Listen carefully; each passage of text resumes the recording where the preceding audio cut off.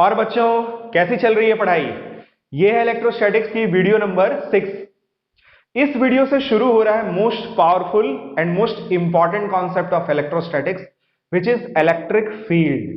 सबसे जो पहली वीडियो थी उसमें हम लोगों ने इलेक्ट्रिक चार्ज और उसकी कुछ बेसिक सी प्रॉपर्टीज देखी। उसके बाद 4 वीडियोस आई लगातार, किस पे? कूलम्स लॉ पे। तो इस वीडियो से हमें पढ़ना है इलेक्ट्रिक फील्ड के बारे में।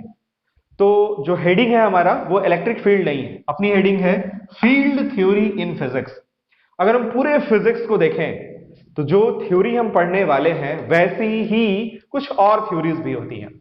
सबका जो मेन मेजर कॉन्सेप्ट है, जो कोर कॉन्सेप्ट है, वो एक जैसा है। किसी एक को भी अगर आप डिटेल में समझ लेते हो तो बाकी का भी जो कॉन्सेप्ट है वो वैसा ही है।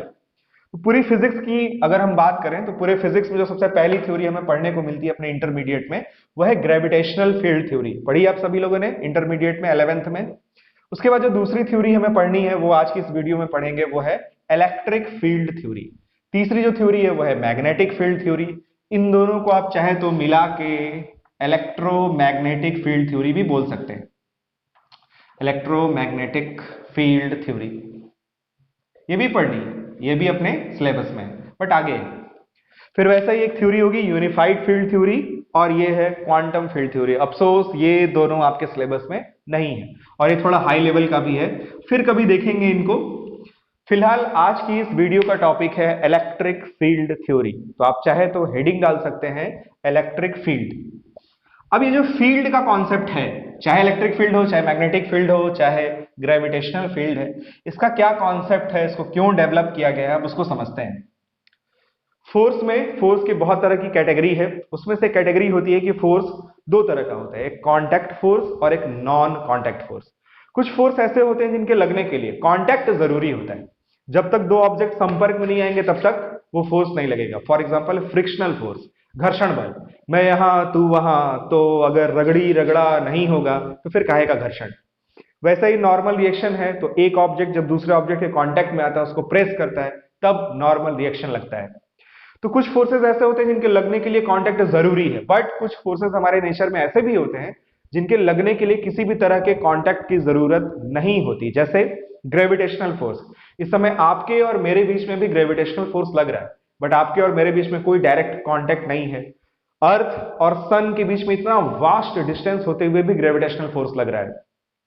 वैसे इलेक्ट्रिक फोर्स भी नॉन कांटेक्ट फोर्स होता है। एक चार्ज यहां है, दूसरा चार्ज यहां है, दोनों के बीच में कोई कांटेक्ट नहीं है, फिर भी फोर्स लगता है। बचपन में हम सभी लोगों ने मैग्नेट के साथ खेला हुआ है। एक मैग्नेट और दूसरा मैग्नेट लेके ऐसा हवा में उछालते हैं तो आपस में वो चिपकते हैं। एक मैग्नेट यहाँ होता है, एक आयरन का कोई पीस छोटा सा यहाँ होता है, तो ही वो उसको अट्रैक्ट कर लेता है। तो यहाँ आप देख सकते हैं कि फोर्स लगने के लिए किसी भी तरह के कॉन्टैक्ट की जरूरत नहीं है। ये चीज साइंटिस्टों को बहुत सरप्राइज करती थी कि यार ऐसे कैसे हो सकता है कि एक ऑब्जेक्ट दूसरे ऑब्जेक्ट पे बिना कांटेक्ट में आए ही उस पर फोर्स लगा दे रहा है, चाहे अट्रैक्टिव इन नेचर या फिर रिपल्सिव इन नेचर। अगर घर में हमारे कोई टेबल वगैरह रखी हुई है, हम चाहते हैं कि हम उसको मूव करें, तो हमें समहाउ उससे कांटेक्ट बनाना पड़ेगा। अब या तो हम जाके हाथ से उसको ढकेलें, खींचें, या फिर कोई रस्सी बांध कर उसको खींचें, या फिर डंडा लेके उसको ढकेलें, बट समहाउ हमको उस टेबल के साथ कांटेक्ट बनाना पड़ेगा। बट चार्जेस के बीच में जो फोर्स लगता है वो नॉन कांटेक्ट होता है। एक चार्ज दूसरे चार्ज पर बिना कांटेक्ट में आ ही फोर्स लगा देता है। इसी चीज को समझने के लिए वैज्ञानिकों ने फील्ड की थ्योरी डेवलप की। तो इस फील्ड की थ्योरी को समझने के लिए थोड़ी देर के लिए फिजिक्स की दुनिया से बाहर आते हैं और अपने रियल लाइफ में देखते हैं कि क्या ऐसी फील्ड जैसी कोई थ्योरी काम करती है क्या। तो मैं कुछ एग्जांपल्स देता हूं, कुछ सिचुएशन आपके सामने रखता हूं, बहुत ही ध्यान से आप सुनना। पहले आप ये बताओ, किसी भी क्लास में, चाहे वो स्कूल का क्लास हो चाहे कोचिंग इंस्टीट्यूट का क्लास हो, जब उस क्लास में टीचर नहीं होता है तब उस क्लास के इन्वायरमेंट में, और जब उस क्लास में टीचर की एंट्री हो जाती है तब उस क्लास के माहौल में कोई फर्क होता है या नहीं होता है? बिल्कुल फर्क होता है। जब टीचर हमारी क्लास में आ जाते हैं तो हम थोड़े सीरियस हो जाते हैं। मोबाइल में हम उधर चैटिंग भी कर रहे थे, हाय और क्या हाल है, वो सब बंद कर देते हैं, अपना कॉपी किताब निकाल लेते हैं, शोर कम हो जाता है। टीचर के आते ही टीचर अपना एक इन्फ्लुएंस फील्ड क्रिएट करता है, और हम उस फील्ड में अगर हैं तो टीचर हमें डायरेक्ट टच नहीं करता, बट हम फिर भी उसके उस इफेक्ट को एक्सपीरियंस करते हैं। वैसे दूसरा एग्जांपल लेते हैं, अपने बचपन के दिन याद करिए। जब बचपन में हम घर पे रहते थे और हमारे फादर घर पे जब नहीं होते थे तब घर के माहौल में, और जब हमारे फादर शाम को आ जाते थे ऑफिस से ड्यूटी से, तब उस घर के माहौल में कोई फर्क होता था या नहीं होता था? बिल्कुल होता था। अभी भी मेरे ख्याल से होता होगा। तो जब हमारे फादर आ जाते हैं तो वो हमें डायरेक्ट टच नहीं करते, हमारा कॉलर नहीं पकड़ते, हमें मारते नहीं है, बट सिर्फ उनकी प्रेजेंस से हमारे घर का पूरा एनवायरनमेंट बदल जाता है। हम फिर भी पढ़ने लगते हैं, अपने बिहेवियर को कंट्रोल करते हैं, फोन पे गालियां देके बात नहीं करते, बहुत तरह की चीजें होती हैं। तो फादर हमारे ऊपर डायरेक्ट फोर्स नहीं लगा रहे हैं, सिर्फ उनकी प्रेजेंस से एक तरह से अपना इन्फ्लुएंस फील्ड क्रिएट करते हैं, और अगर हम उस फील्ड में हैं तो हमारे ऊपर उनके उसका जो इफेक्ट है, उनका उनका इन्फ्लुएंस फील्ड का इफेक्ट हमारे ऊपर में पड़ता है। ठीक ऐसा ही कंसेप्ट, मैंने ऐसे दो सिंपल सिंपल एग्जांपल दिए, और भी आप बहुत तरह के एग्जांपल सोच सकते हो। जैसे आप ट्रेन के कंपार्टमेंट में बैठे हो, खाली बैठे हो, अकेले हो, अगल बगल कोई नहीं है, अब वहीं पे सामने एक खूबसूरत सी लड़की आके बैठ जाती है। तब के माहौल में और पहले के माहौल में कुछ फर्क होगा या नहीं होगा? बिल्कुल होगा। जो फर्क होगा वही है फील्ड का कॉन्सेप्ट। ऐसे एग्जांपल से जल्दी समझ में आता है नहीं? खूनी दरिंदे हो चुके हो आप लोग पूरे। तो अब देखो इसी में इलेक्ट्रिक फील्ड का क्या कॉन्सेप्ट है। जैसे यहां ये एक चार्ज है क्यू, यहां एक दूसरा चार्ज अगर हम रखें, पॉजिटिव होगा रिपल्सिव फोर्स लगेगा, नेगेटिव होगा अट्रैक्टिव फोर्स लगेगा। तो फील्ड थ्योरी के अकॉर्डिंग, सिंस हम इसको ऐसे एक्सप्लेन नहीं कर पा रहे हैं कि ये इस चार्ज को कैसे अट्रैक्ट या रिपेल कर दे रहा है, तो हमने एक थ्योरी बनाई। हमने क्या कहा कि अगर कोई चार्ज है तो जैसे ही इसमें चार्ज आएगा, ये सबसे पहले अपने अगल बगल थ्री डायमेंशन में मतलब आगे पीछे ऊपर नीचे हर तरफ 3D में, 3 डायमेंशन में एक इन्फ्लुएंस फील्ड क्रिएट करता है। क्या क्रिएट करता है? Influence field. और अगर उस फील्ड में कोई दूसरा चार्ज रख दिया जाए तो बेसिकली ये इन्फ्लुएंस फील्ड उस चार्ज पर फोर्स लगाती है।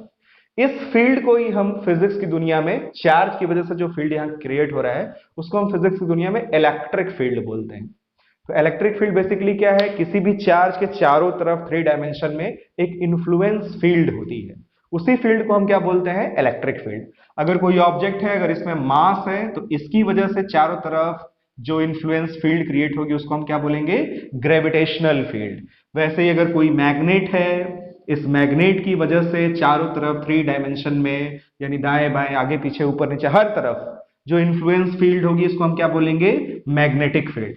हालांकि मैग्नेटिक फील्ड सिर्फ किसी मैग्नेट की वजह से क्रिएट नहीं होती, अगर कोई चार्ज मोशन में है तो भी वो मैग्नेटिक फील्ड क्रिएट करता है, कोई अगर करंट कैरिंग वायर है तो भी वो मैग्नेटिक फील्ड क्रिएट करता है। और अगर कुछ ऐसे प्लैनेट्स होते हैं जिनके सेंटर में पिघला हुआ अभी भी लावा है, जिसमें फेरोमैग्नेटिक सब्सटेंस वगैरह होते हैं, उसके घूमने से, जैसे कि अर्थ के ही घूमने से अर्थ अगर रोटेट करती है तो उसकी वजह से भी मैग्नेटिक फील्ड क्रिएट होता है। तो मैग्नेटिक फील्ड कई कारणों से क्रिएट होता है।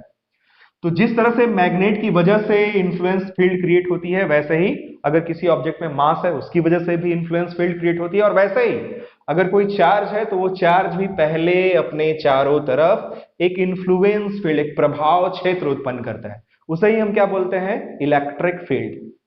ये जो इलेक्ट्रिक फील्ड है वो बेसिकली इस चार्ज की और इस स्पेस की एक कंबाइंड प्रॉपर्टी है। अगर चार्ज नहीं होगा कहीं पे तो भी इलेक्ट्रिक फील्ड नहीं होगी, और अगर स्पेस ही नहीं होगा तो फिर वो इलेक्ट्रिक फील्ड प्रोपोगेट कहां होगी? तो इलेक्ट्रिक फील्ड बेसिकली किसी भी चार्ज की और स्पेस की एक कंबाइंड प्रॉपर्टी होती है। अब आइंस्टाइन ने एक बड़ी इंपॉर्टेंट बात बताई 1915 में कि स्पेस अपने आप आइसोलेट ऐसे एग्जिस्ट नहीं कर सकता। स्पेस और टाइम हमेशा गुथे हुए होते हैं। जैसे अगर आप आटा गूंथते हो तो उसमें से आप आटे को और पानी को अलग नहीं कर सकते, वैसे ही यहां पे ये जो स्पेस है इसमें टाइम भी फैब्रिकेटेड है। तो उन्होंने स्पेस को और टाइम को यूनिफाई किया और नाम दिया स्पेस टाइम। तो अब हम ये कह सकते हैं कि ये जो इलेक्ट्रिक फील्ड है वो बेसिकली चार्ज की और स्पेस टाइम के कंबाइंड प्रॉपर्टी है। ज्यादा तो नहीं हो रहा, बेसिक से ही आपको समझा रहे हैं। तो कोई भी चार्ज है वो अपने अगल बगल 3D में एक इन्फ्लुएंस फील्ड पहले क्रिएट करता है, उसी फील्ड को हम क्या बोलते हैं? Electric field. अब ये फील्ड कहां तक होती है? थ्योरेटिकली ये फील्ड इनफाइनाइट तक होगी। अभी हम लोग फॉर्मूला भी डिराइव करेंगे। अब इस फील्ड में अगर कोई दूसरा चार्ज है तो सिंस ये चार्ज इसके फील्ड में रखा है, इसलिए अब इस पर इस फील्ड की वजह से फोर्स लगेगा, और वो फोर्स कैसा होगा? Electric force. पॉजिटिव होगा तो रिपल्सिव, और अगर नेगेटिव होगा तो अट्रैक्टिव। ये है फील्ड की थ्योरी, जो मैंने बहुत ही संक्षेप में आपको बताई, बट आई होप आपको धीरे धीरे समझ में आ रहा होगा कि फील्ड की जो थ्योरी का कॉन्सेप्ट है वो क्या है। तो इलेक्ट्रिक फील्ड की थ्योरी का कॉन्सेप्ट क्लियर हो गया? किसी भी चार्ज के चारों ओर का वो 3 डायमेंशनल इन्फ्लुएंस फील्ड जिसमें किसी दूसरे चार्ज को रखने पे इलेक्ट्रिक फोर्स एक्सपीरियंस वो करे, वैसी फील्ड को हम लोग क्या बोलते हैं, इलेक्ट्रिक फील्ड बोलते हैं। अब ये जो इलेक्ट्रिक फील्ड है ये तो एक कंसेप्ट है, ये एक परिकल्पना, एक सिद्धांत है। अब इलेक्ट्रिक फील्ड का जब सिद्धांत हमने गढ़ लिया तो इलेक्ट्रिक फील्ड को अब हम मेजर करेंगे, उसको रिप्रेजेंट करेंगे। तो रिप्रेजेंट करने के लिए, उसको मेजर करने के लिए हमें फिजिकल क्वांटिटी चाहिए, भौतिक राशियां चाहिए। तो ये जो इलेक्ट्रिक फील्ड है इसको हम तीन तरीके से रिप्रेजेंट करते हैं। इलेक्ट्रिक फील्ड को कितने तरीके से रिप्रेजेंट किया जाता है, तीन तरीके से। जो इसका पहला रिप्रेजेंटेशन है वो है इलेक्ट्रिक फील्ड इंटेंसिटी, वैद्युत क्षेत्र की तीव्रता। तो जो सबसे पहली फिजिकल क्वांटिटी है जिससे हम इलेक्ट्रिक फील्ड को रिप्रेजेंट करते हैं या इलेक्ट्रिक फील्ड को मेजर करते हैं वो है इलेक्ट्रिक फील्ड इंटेंसिटी। और ये कैसी क्वांटिटी है, ये होगी हमारी वेक्टर क्वांटिटी। तो इलेक्ट्रिक फील्ड को जिस वेक्टर क्वांटिटी से हम रिप्रेजेंट करते हैं that is called electric field intensity या इंटेंसिटी ऑफ इलेक्ट्रिक फील्ड। अब इससे आपके इंटरमीडिएट में कुछ चैप्टर्स डाले गए हैं, उनको भी देख लेते हैं कि पूरे इलेक्ट्रोस्टैटिक्स का जो चैप्टर का लेआउट है वो कैसा है। तो इलेक्ट्रिक फील्ड हमें पढ़ना है सबसे पहले ड्यू टू पॉइंट चार्ज, इसका फॉर्मूला होगा, इस पे क्वेश्चंस देखेंगे, सुपरपोजिशन प्रिंसिपल पढ़ेंगे इसी वीडियो में। उसके बाद हम देखेंगे due to dipole, electric dipole, इसकी वजह से इलेक्ट्रिक फील्ड कितनी होगी, इलेक्ट्रिक फील्ड की इंटेंसिटी कहां कितनी होगी, उसको देखेंगे, उससे फॉर्मूला डिराइव करेंगे और क्वेश्चन भी सॉल्व करेंगे। फिर due to continuous charge distribution, इसकी वजह से भी इलेक्ट्रिक फील्ड देखेंगे। उसके बाद इसमें हम देखेंगे Gauss's law, very very important chapter. यह है इलेक्ट्रिक फील्ड इंटेंसिटी का पूरा कहानी, पूरा खेल। उसके बाद इलेक्ट्रिक फील्ड को सिर्फ इलेक्ट्रिक फील्ड इंटेंसिटी से ही हम मेजर नहीं करते, एक दूसरी फिजिकल क्वांटिटी है जो स्केलर होती है, उससे भी हम इलेक्ट्रिक फील्ड को मेजर करते हैं, that is called electric potential, वैद्युत विभव, इलेक्ट्रिक पोटेंशियल। ये कैसी क्वांटिटी होती है, ये होती है हमारी स्केलर क्वांटिटी। इसमें भी कुछ चैप्टर्स डाले गए हैं। इलेक्ट्रिक पोटेंशियल जब हम पढ़ेंगे तो इसमें हम पढ़ेंगे सबसे पहले ड्यू टू पॉइंट चार्ज, फिर पढ़ेंगे सेम वैसा ही ड्यू टू डाइपोल, उसके बाद थोड़ा बहुत कंटिन्यूअस चार्ज डिस्ट्रीब्यूशन की वजह से भी देख लेंगे। उसके बाद इसमें जब आप इलेक्ट्रिक पोटेंशियल का कॉन्सेप्ट आप पढ़ लोगे तो इसी कॉन्सेप्ट से फिर इसके कॉन्सेप्ट को लेके हम आगे बढ़ेंगे और एक चैप्टर में इसका जबरदस्त कॉन्सेप्ट का यूज होगा, वो है इलेक्ट्रिकल कैपेसिटेंस, इलेक्ट्रिकल कैपेसिटेंस, वैद्युत धारिता। ये भी एक बहुत जबरदस्त चैप्टर है, न्यूमेरिकली बहुत रिच चैप्टर है। इसमें मेजरली किसका यूज होगा, इलेक्ट्रिक पोटेंशियल का। इलेक्ट्रिक पोटेंशियल क्या होता है, स्केलर क्वांटिटी होती है। कैसी क्वांटिटी होती है, इलेक्ट्रिक फील्ड को ही रिप्रेजेंट करती है। फिर उसके बाद हम आगे बढ़ेंगे करंट इलेक्ट्रिसिटी में, इलेक्ट्रिकल कंडक्शन देखेंगे। इसमें भी जो खेल है वो इलेक्ट्रिक पोटेंशियल का भी होगा, थोड़ा बहुत यूज इलेक्ट्रिक फील्ड का भी होगा। तो इलेक्ट्रिकल कंडक्शन देखेंगे। इलेक्ट्रिकल कंडक्शन में आपने पढ़ा होगा कि जो इलेक्ट्रिक करेंट है वो पोटेंशियल डिफरेंस की वजह से ही फ्लो होती है। जिस तरह से हीट एनर्जी के फ्लो होने के लिए टेम्परेचर का डिफरेंस चाहिए, पानी को फ्लो अगर करना है तो ग्रेविटेशनल लेवल का डिफरेंस चाहिए, उसी तरह से अगर इलेक्ट्रिक करंट को फ्लो करना है तो इलेक्ट्रिक पोटेंशियल का हमें डिफरेंस चाहिए। फिर वैसे ही उसके बाद इसमें हम देखेंगे सिंपल सर्किट, बस नाम का ही सिंपल है बट इसमें बहुत एक से क्वेश्चन बनते हैं, सिंपल सर्किट। तो ये सारे क्वेश्चंस, ये सारे चैप्टर्स हम लोग देखेंगे, ये किससे निकल के आ रहे हैं, इलेक्ट्रिक पोटेंशियल से। तीसरी जो चीज है वो बेसिकली कोई फिजिकल क्वांटिटी नहीं है, वो क्या है, वो इलेक्ट्रिक फील्ड का ग्राफिकल रिप्रेजेंटेशन है। जैसे आपने छोटे क्लासेस में बुक्स वगैरह में देखा होगा, जैसे कोई महान आदमी है, गौतम बुद्ध वगैरह है, तो फोटो जब हम लोग उनकी बनाते हैं तो उनके पीछे ऐसा चक्र बना देते हैं जो ये शो करता है कि भाई ये कोई ऑर्डिनरी पर्सन नहीं है, ये सिद्ध पुरुष है ना। तो उसी तरह से इलेक्ट्रिक फील्ड को भी ग्राफिकली जिन लाइन से हम रिप्रेजेंट करते हैं उसको इलेक्ट्रिक फील्ड लाइंस बोलते हैं। ये साइंटिस्ट माइकल फैराडे की देन है। तो तीसरी जो चीज है जो इलेक्ट्रिक फील्ड का ग्राफिकल रिप्रेजेंटेशन है वो क्या है, वो है इलेक्ट्रिक लाइंस ऑफ फोर्सेस। तो ये कोई फिजिकल क्वांटिटी नहीं है, ये है ग्राफिकल रिप्रेजेंटेशन, लेकिन इसका जबरदस्त यूज होगा इस गॉसेस लॉ वाले चैप्टर में। तो ये क्लियर हो गया आपको? तो इसका आप स्क्रीनशॉट ले लो, ये भी बहुत इंपॉर्टेंट है, ये अपने पूरे चैप्टर का पूरे इलेक्ट्रोस्टैटिक्स का लेआउट है। ये क्लियर हो गया? तो आप इसका जल्दी से एक स्क्रीनशॉट ले लीजिए, फिर आगे बढ़ते हैं। तो इलेक्ट्रिक फील्ड की इस पूरी थ्योरी को समझने के बाद अब अपनी अगली हेडिंग है electric field intensity due to a point charge. वैसे इलेक्ट्रिक फील्ड इंटेंसिटी को शॉर्ट में इलेक्ट्रिक फील्ड ही बोला जाता है। तो किसी क्वेश्चन में अगर आपसे कहा जा रहा है कि find electric field, it means आपको इलेक्ट्रिक फील्ड इंटेंसिटी ही कैलकुलेट करनी है। इस वीडियो के भी अगर हम ऐसे देखें तो 4 सेक्शन है। पहले सेक्शन में हम लोगों ने इलेक्ट्रिक फील्ड की थ्योरी देखी, उसका कॉन्सेप्चुअल पार्ट देखा।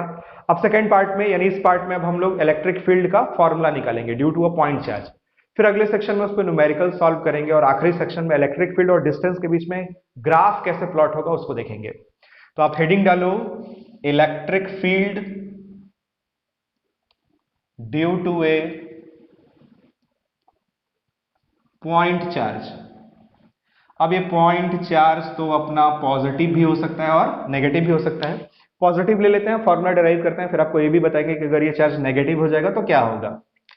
तो सपोज ये एक चार्ज है प्लस क्यू। फील्ड थ्योरी के अकॉर्डिंग सबसे पहले ये क्या करता है, ये अपने चारों तरफ एक इन्फ्लुएंस फील्ड क्रिएट करता है। कहां तक? इनफाइनाइट तक। इस इलेक्ट्रिक फील्ड को प्रोपोगेट होने में भी टाइम लगता है। जैसे ही इस पे चार्ज आएगा, इससे r डिस्टेंस पे अगर हम कोई पॉइंट कंसीडर करें तो वहां तक इलेक्ट्रिक फील्ड को पहुंचने में भी टाइम लगेगा। वो टाइम कितना लगेगा वो भी आपको बताते हैं धीरे धीरे।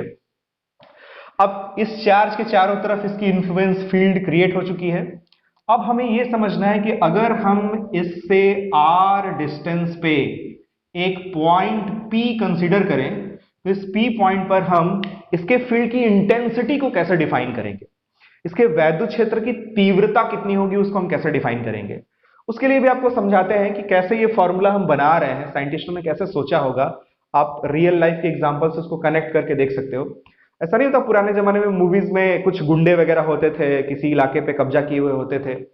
तो अगर आप उनके इलाके में हो तो उनके इन्फ्लुएंस फील्ड में हो, आपके ऊपर फोर्स लगेगा। फोर्स लगने का मतलब वहां पे क्या होता था मूवीज में कि आप अगर ठेला वगैरह लगा रहे हो, आपकी कोई शॉप है, तो आपको हफ्ता देना होता था। आपने देखी होगी ऐसी अमिताभ वगैरह की, मिथुन वगैरह की मूवीज में। तो हफ्ता आप कितना दे रहे हो उसी से उस गुंडे की इंटेंसिटी डिफाइन की जा सकती है। अगर हफ्ता 1 रुपए, इसका मतलब गुंडे में भी ज्यादा दम नहीं। हफ्ता अगर 10 रुपए देना पड़ रहा है, इसका मतलब गुंडा भी खतरनाक है। अगर हफ्ता 100 रुपए देना पड़ रहा है, इसका मतलब गुंडा और भी ज्यादा खतरनाक है। ऐसा होता है ना। ठीक वैसे ही अगर हमें इस पॉइंट पर इस फील्ड की इंटेंसिटी को डिफाइन करना है तो हम क्या करेंगे, यहां पे एक छोटा सा चार्ज ले जाके रख देंगे। अब ये जो चार्ज है इसकी भी अपनी एक कहानी है। इस चार्ज को हम बोलते हैं पॉजिटिव टेस्ट चार्ज। अब यहां पे डेफिनेशन के लिए हम चार्ज पॉजिटिव भी ले सकते हैं, नेगेटिव भी ले सकते हैं। तो साइंटिस्टों ने बना दिया कि हमें डेफिनेशन के लिए किसी चीज को डिफाइन करने के लिए जो चार्ज हम लेंगे वो हमेशा कैसा लेंगे, पॉजिटिव लेंगे। और टेस्ट के लिए लिया जा रहा है, फॉर्मूले को डिराइव करने के लिए लिया जा रहा है, इसलिए इसको पॉजिटिव टेस्ट चार्ज कहते हैं। जैसे नहीं हम लोग रिलेशनशिप में एक्सपेरिमेंट करते हैं तो एक सोना मुना होता है, मेरे बाबू ने थाना थाया कि नहीं थाया, एक सोना मुना होता है ना, वैसे ये सोना मुना चार्ज है अपना। ये आप देखोगे ये आएगा, फॉर्मूला बनवाएगा, फिर अपना झोला झंडा लेके कट लेगा। मतलब फाइनल फॉर्मूले में ये कभी भी दिखाई नहीं देगा। ये बहुत ही इनफाइनाइटेसिमल स्मॉल है, ये अपनी कोई फील्ड क्रिएट नहीं करेगा। मतलब अगल बगल फील्ड में कोई डिस्टरबेंस इसकी वजह से नहीं होने वाला। इसमें इतना दम नहीं है कि अपनी फील्ड क्रिएट करके यहाँ पे फील्ड को डिस्टर्ब कर दे। तो याद यही रखना है कि बहुत छोटा सा होता है, हमेशा पॉजिटिव होगा और इसकी वजह से कोई फील्ड क्रिएट नहीं होगी। अब आप ये बताओ, अगर इस चार्ज की इन्फ्लुएंस फील्ड में ये वाला पॉजिटिव टेस्ट चार्ज रखा है तो इस चार्ज की वजह से इस पे फोर्स लगेगा या नहीं लगेगा? बिल्कुल लगेगा। इस फोर्स की वैल्यू को मान लेते हैं F। तो इलेक्ट्रिक फील्ड इस पॉइंट पे कैसे डिफाइन की जाती है? इलेक्ट्रिक फील्ड ऐसे डिफाइन की जाती है, vector E is equals to force divided by that charge. अब ये डेफिनेशन कैसे आ गया, इसमें भी आप सोचो जरा। फोर्स की वैल्यू अगर ज्यादा होगी तो इलेक्ट्रिक फील्ड ज्यादा स्ट्रॉन्गर होगी ना। वही चीज मैं आपको समझा रहा था गुंडे वाले केस में कि इस पर जितना ज्यादा फोर्स लगेगा इसकी फील्ड भी उतनी स्ट्रॉन्गर होगी।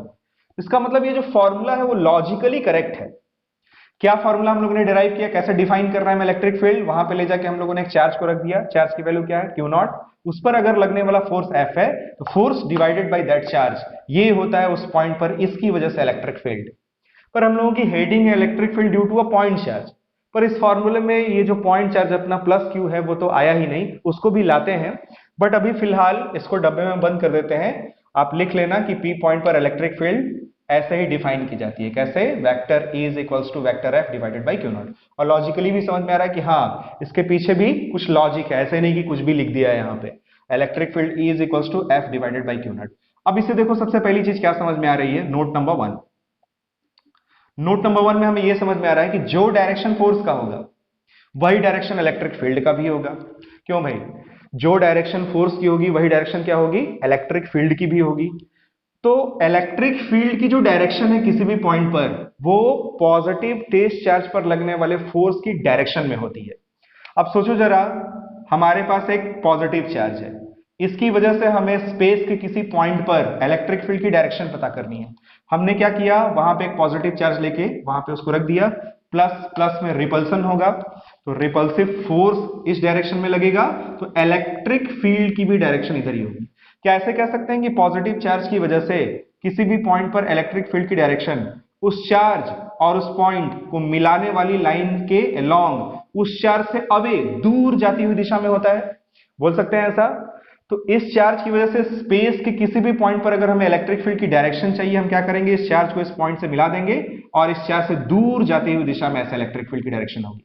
यहां पे इलेक्ट्रिक फील्ड की डायरेक्शन चाहिए ऐसे होगा, यहां पे इलेक्ट्रिक फील्ड की डायरेक्शन चाहिए इससे दूर जाती हुई दिशा में ऐसे होगा, यहां पे इलेक्ट्रिक फील्ड की डायरेक्शन चाहिए ऐसे होगा। समझ गए, पॉजिटिव चार्ज की वजह से इलेक्ट्रिक फील्ड की डायरेक्शन हमेशा उस चार्ज और उस पॉइंट को मिलाने वाली लाइन के अलोंग उस चार्ज से दूर जाती हुई दिशा में होता है। और उसका लॉजिक क्या है, ये है। फिर वैसा ही अगर यहाँ पे माइनस चार्ज होगा, तो अगर यहाँ पे हम टेस्ट चार्ज ले जाएंगे तो ये माइनस उसको अट्रैक्ट करेगा, तो इस डायरेक्शन में फोर्स लगेगा, तो जिस डायरेक्शन में फोर्स लगेगा उसी डायरेक्शन में इलेक्ट्रिक फील्ड की भी डायरेक्शन होगी। तो क्या हम ये बोल सकते हैं कि किसी नेगेटिव चार्ज की वजह से किसी पॉइंट पर इलेक्ट्रिक फील्ड की डायरेक्शन उस चार्ज और उस पॉइंट को मिलाने वाली लाइन के along but towards the charge होती है। तो यहाँ पे इलेक्ट्रिक फील्ड चाहिए टुवर्ड्स द चार्ज, यहाँ पे इलेक्ट्रिक फील्ड चाहिए टुवर्ड्स द चार्ज, यहाँ पे इलेक्ट्रिक फील्ड चाहिए टुवर्ड्स द चार्ज, यहाँ पे इलेक्ट्रिक फील्ड चाहिए टुवर्ड्स द चार्ज। समझ गए, पॉजिटिव चार्ज की वजह से इलेक्ट्रिक फील्ड की डायरेक्शन और नेगेटिव चार्ज की वजह से इलेक्ट्रिक फील्ड की डायरेक्शन क्या होगी। तो ये था नोट नंबर 1, डायरेक्शन में बना लेना। नोट नंबर 2 क्या है, नोट नंबर 2 में अगर हम यहां से इलेक्ट्रिक फील्ड की यूनिट देखें, तो इलेक्ट्रिक फील्ड की जो यूनिट मिलेगी, electric field means electric field intensity, इसकी यूनिट क्या होगी, फोर्स की यूनिट न्यूटन पर, यहां से चार्ज की यूनिट कूलाम, तो न्यूटन पर कूलाम ये होती है इलेक्ट्रिक फील्ड की यूनिट। आगे जब हम जाएंगे इलेक्ट्रोस्टैटिक्स में इलेक्ट्रिक पोटेंशियल वगैरह पढ़ेंगे तो वहां हमें इसकी एक और यूनिट मिलेगी, वो होती है वोल्ट पर मीटर, वो भी बहुत इंपॉर्टेंट यूनिट है, पर वो आगे जब आएगा तब देखा जाएगा। फिलहाल इसकी यूनिट क्या आप लिख लेना, न्यूटन पर कूलाम। अभी क्वेश्चंस वगैरह सॉल्व करेंगे तो फाइनल आंसर में भी इसकी यूनिट क्या बैठा देंगे, न्यूटन पर कूलाम। ये था नोट नंबर 2। नोट नंबर 3 में फिर आपको वो बताते हैं कि अगर कोई चार्ज है, इससे r डिस्टेंस पे इलेक्ट्रिक फील्ड को पहुंचने में भी एक टाइम लगता है, और टाइम की वैल्यू होती है r/c। अगर ये जो दूरी है, डिस्टेंस है r है, और c इसमें स्पीड ऑफ लाइट है, तो अगर कोई पार्टिकल है, सपोज उस पर चार्ज नहीं है, उसके अगल बगल इलेक्ट्रिक फील्ड भी नहीं है, जैसे ही इसमें चार्ज आया, इससे r डिस्टेंस पे इलेक्ट्रिक फील्ड को पहुंचने में जो टाइम लगेगा उसकी वैल्यू ये होगी r/c। c speed of light होता है 3 × 10⁸। तो सपोज 1 मीटर, 2 मीटर, 10 मीटर की डिस्टेंस पर अगर हम कोई पॉइंट ले और सोचें कि इलेक्ट्रिक फील्ड कितनी देर में पहुंचेगी, पलक झपकने से भी कम टाइम में इलेक्ट्रिक फील्ड वहां तक पहुंच जाएगी, क्योंकि c की वैल्यू 3 × 10⁸ होती है, ऊपर ले जाएंगे -8 होगा, टाइम की वैल्यू बहुत ही कम होगी, मतलब ऑलमोस्ट इंस्टेंटली किसी भी ऑब्जेक्ट पे चार्ज आया तुरंत फील्ड क्रिएट होगी, कोई दूसरा चार्ज आएगा फोर्स लगना शुरू हो जाएगा। समझ गए, आगे देखते हैं नोट नंबर 4। नोट नंबर 4 को आप पहली बात तो IMP करो। नोट नंबर 4 इंपॉर्टेंट है। क्या इंपॉर्टेंट है इसमें देखते हैं।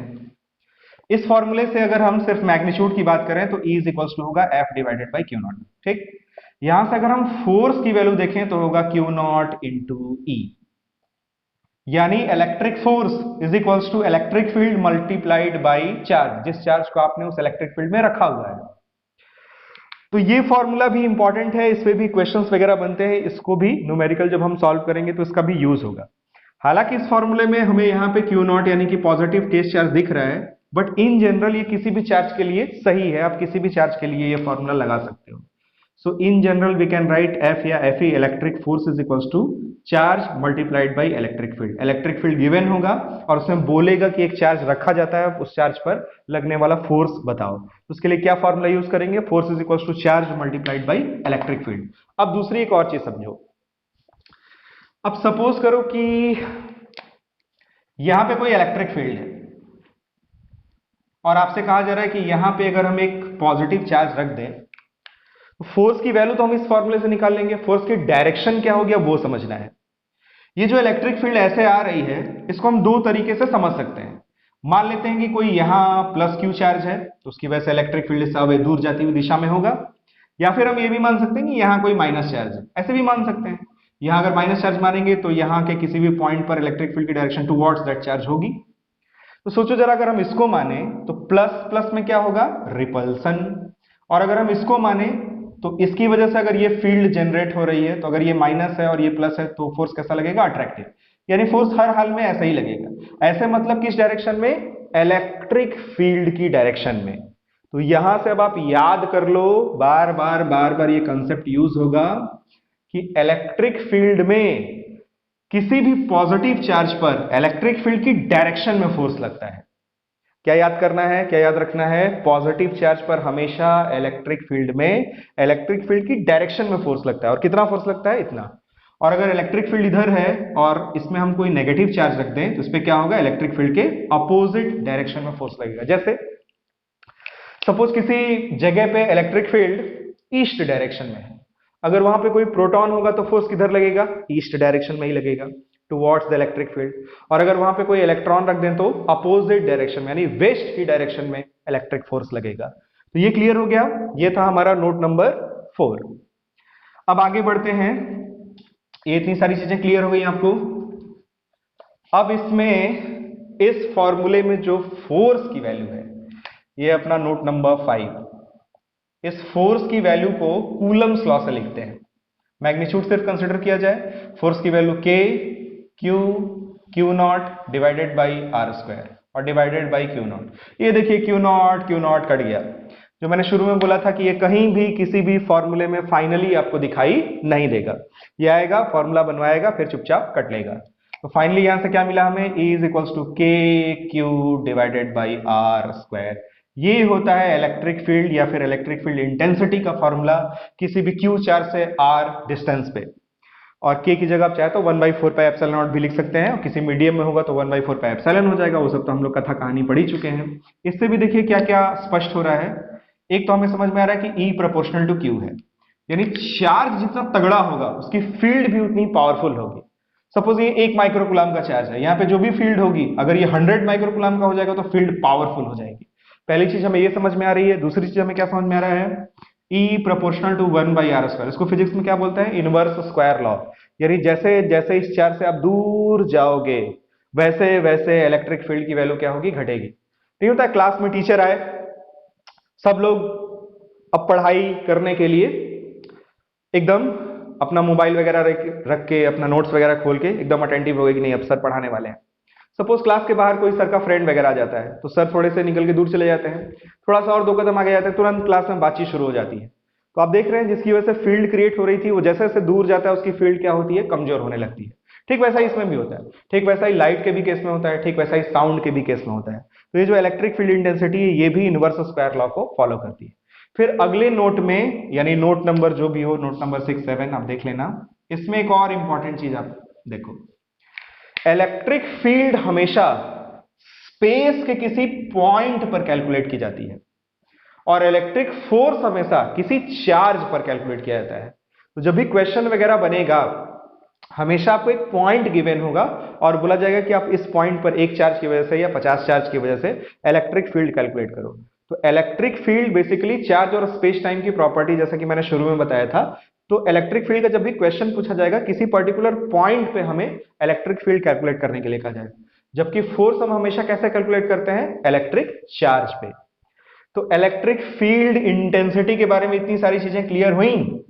इलेक्ट्रिक फील्ड इंटेंसिटी का ये वाला फॉर्मूला भी इंपॉर्टेंट है, ये भी यूज होगा, और ये वाला भी फॉर्मूला इंपॉर्टेंट है, ये भी यूज होगा। तो अब हम लोगों ने इलेक्ट्रिक फील्ड पढ़ ली है। अब हम लोगों को इलेक्ट्रिक फील्ड के इन जो फॉर्मूला वगैरह हम लोगों ने निकाले हैं, इन पे अब कुछ क्वेश्चंस को सॉल्व करना है। तो इलेक्ट्रिक फील्ड की पूरी थ्योरी को पढ़ लेने के बाद और electric field due to a point charge का फॉर्मूला समझ लेने के बाद अब हम लोगों को कुछ न्यूमेरिकल सॉल्व करने चाहिए। तो देखते हैं क्वेश्चन नंबर 1। पहले दो छोटे छोटे आपको सिंपल से क्वेश्चन बताते हैं जिससे आपको समझ आए कि पहले फॉर्मूले का हम यूज कैसे करते हैं। क्वेश्चन में क्या कह रहा है कि ये एक इलेक्ट्रॉन है और इससे 1 सेंटीमीटर की डिस्टेंस पे आप इलेक्ट्रिक फील्ड इंटेंसिटी कैलकुलेट करके बता दो। इलेक्ट्रिक फील्ड इंटेंसिटी को शॉर्टकट में हम इलेक्ट्रिक फील्ड ही बोलते हैं। तो अगर किसी भी क्वेश्चन में ये कहा जाए कि find electric field, it means हमको इंटेंसिटी ऑफ इलेक्ट्रिक फील्ड ही निकालना है, इस बात का ध्यान रखना। इस पॉइंट को P मान लेते हैं। पहले आप ये बताओ कि P पॉइंट पर इलेक्ट्रिक फील्ड की डायरेक्शन किधर होगी।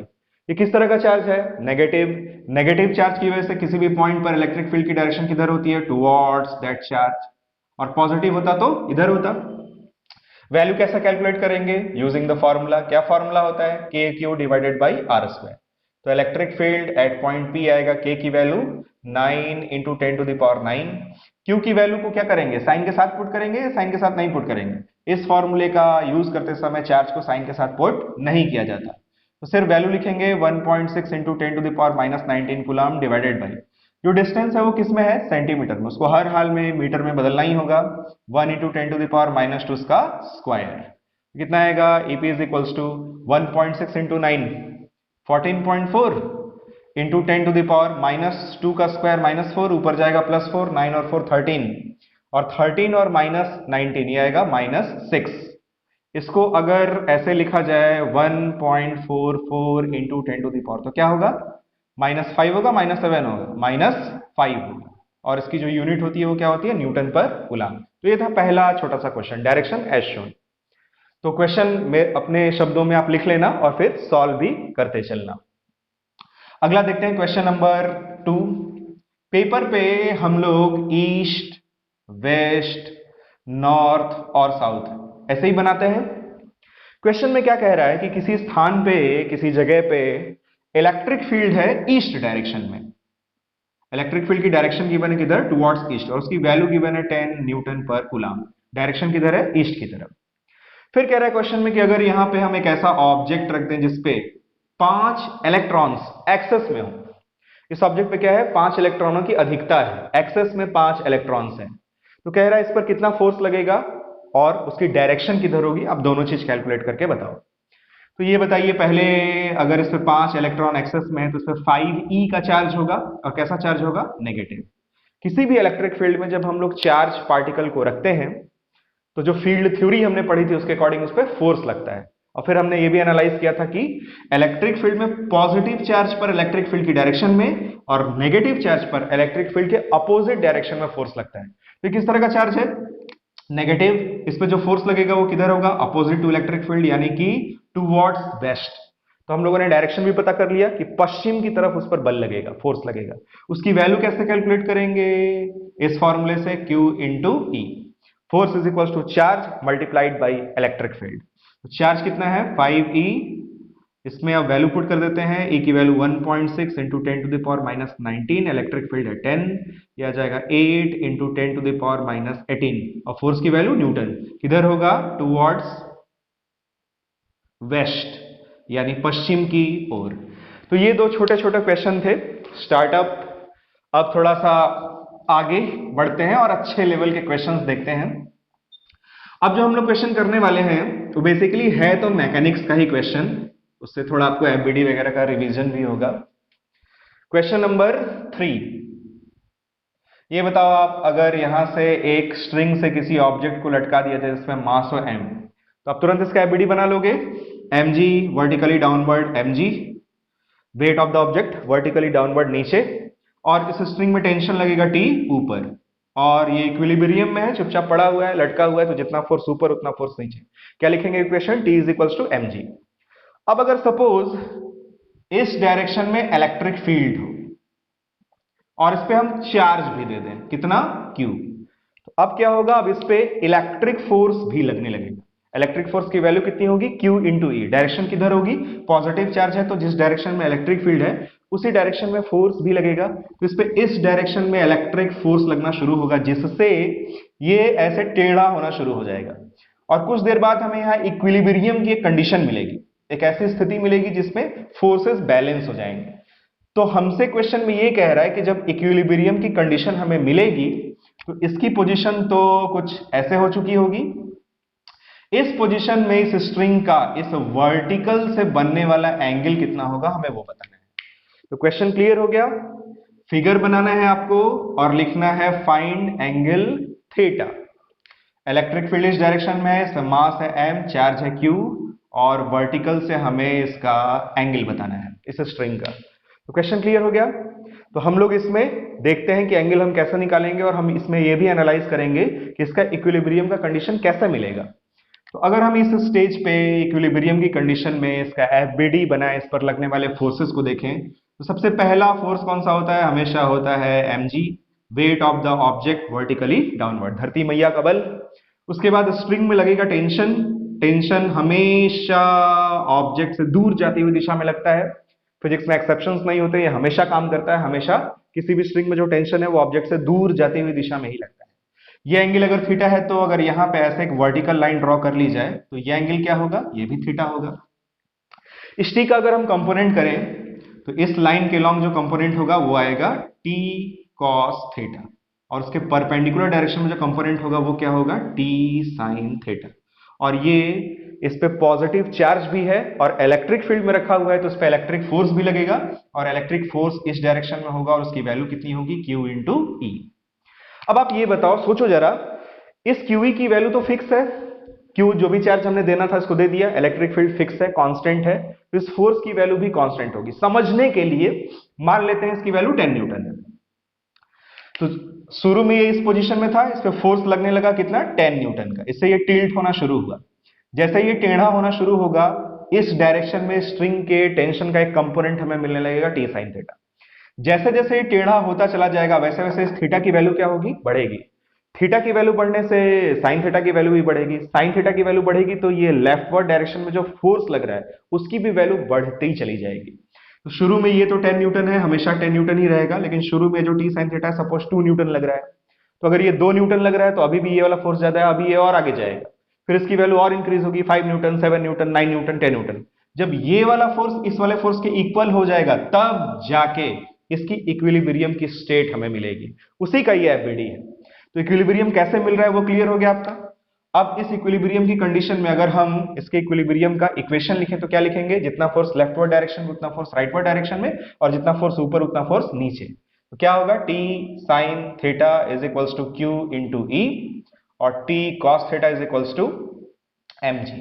इसको मान लेते हैं इक्वेशन नंबर 1, इसको मान लेते हैं इक्वेशन नंबर 2, और हमें थीटा की वैल्यू कैलकुलेट करनी है तो लटका देते हैं इक्वेशन नंबर 1 में इक्वेशन नंबर 2 को, ये cancel, sine by cos tan theta is equals to Q E divided by M G. यहां से आंसर मिलेगा theta is equals to tan inverse Q E divided by M G. तो इसको भी figure बना के आप नोट कर लेना, छोटा सा ही बट प्यारा सा क्वेश्चन था। ये क्वेश्चन क्लियर हो गया, वेरी गुड। अब बढ़ते हैं आगे और ऐसा ही एक और क्वेश्चन देखते हैं, क्वेश्चन नंबर 4। क्वेश्चन नंबर 4 भी बेसिकली है तो मैकेनिक्स का ही क्वेश्चन, बस उसमें थोड़ा सा इलेक्ट्रोस्टैटिक्स का कॉन्सेप्ट मिक्स करके क्वेश्चन को फ्रेम किया गया है। क्वेश्चन नंबर 4 में क्या कह रहा है?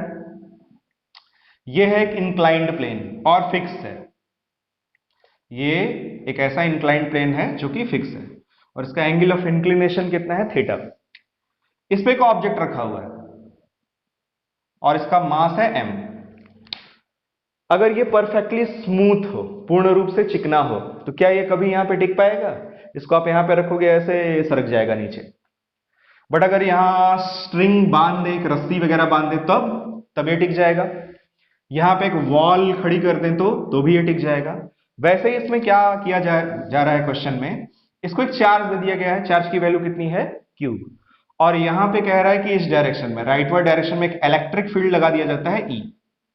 अब आपको सोचना है कि ये टिकेगा कि नहीं टिकेगा। वैसे टिक जाएगा ये, और फिर इसकी इक्विलिब्रियम की हमें कंडीशन मिलेगी, फिर से हमें वही थीटा कैलकुलेट करना है।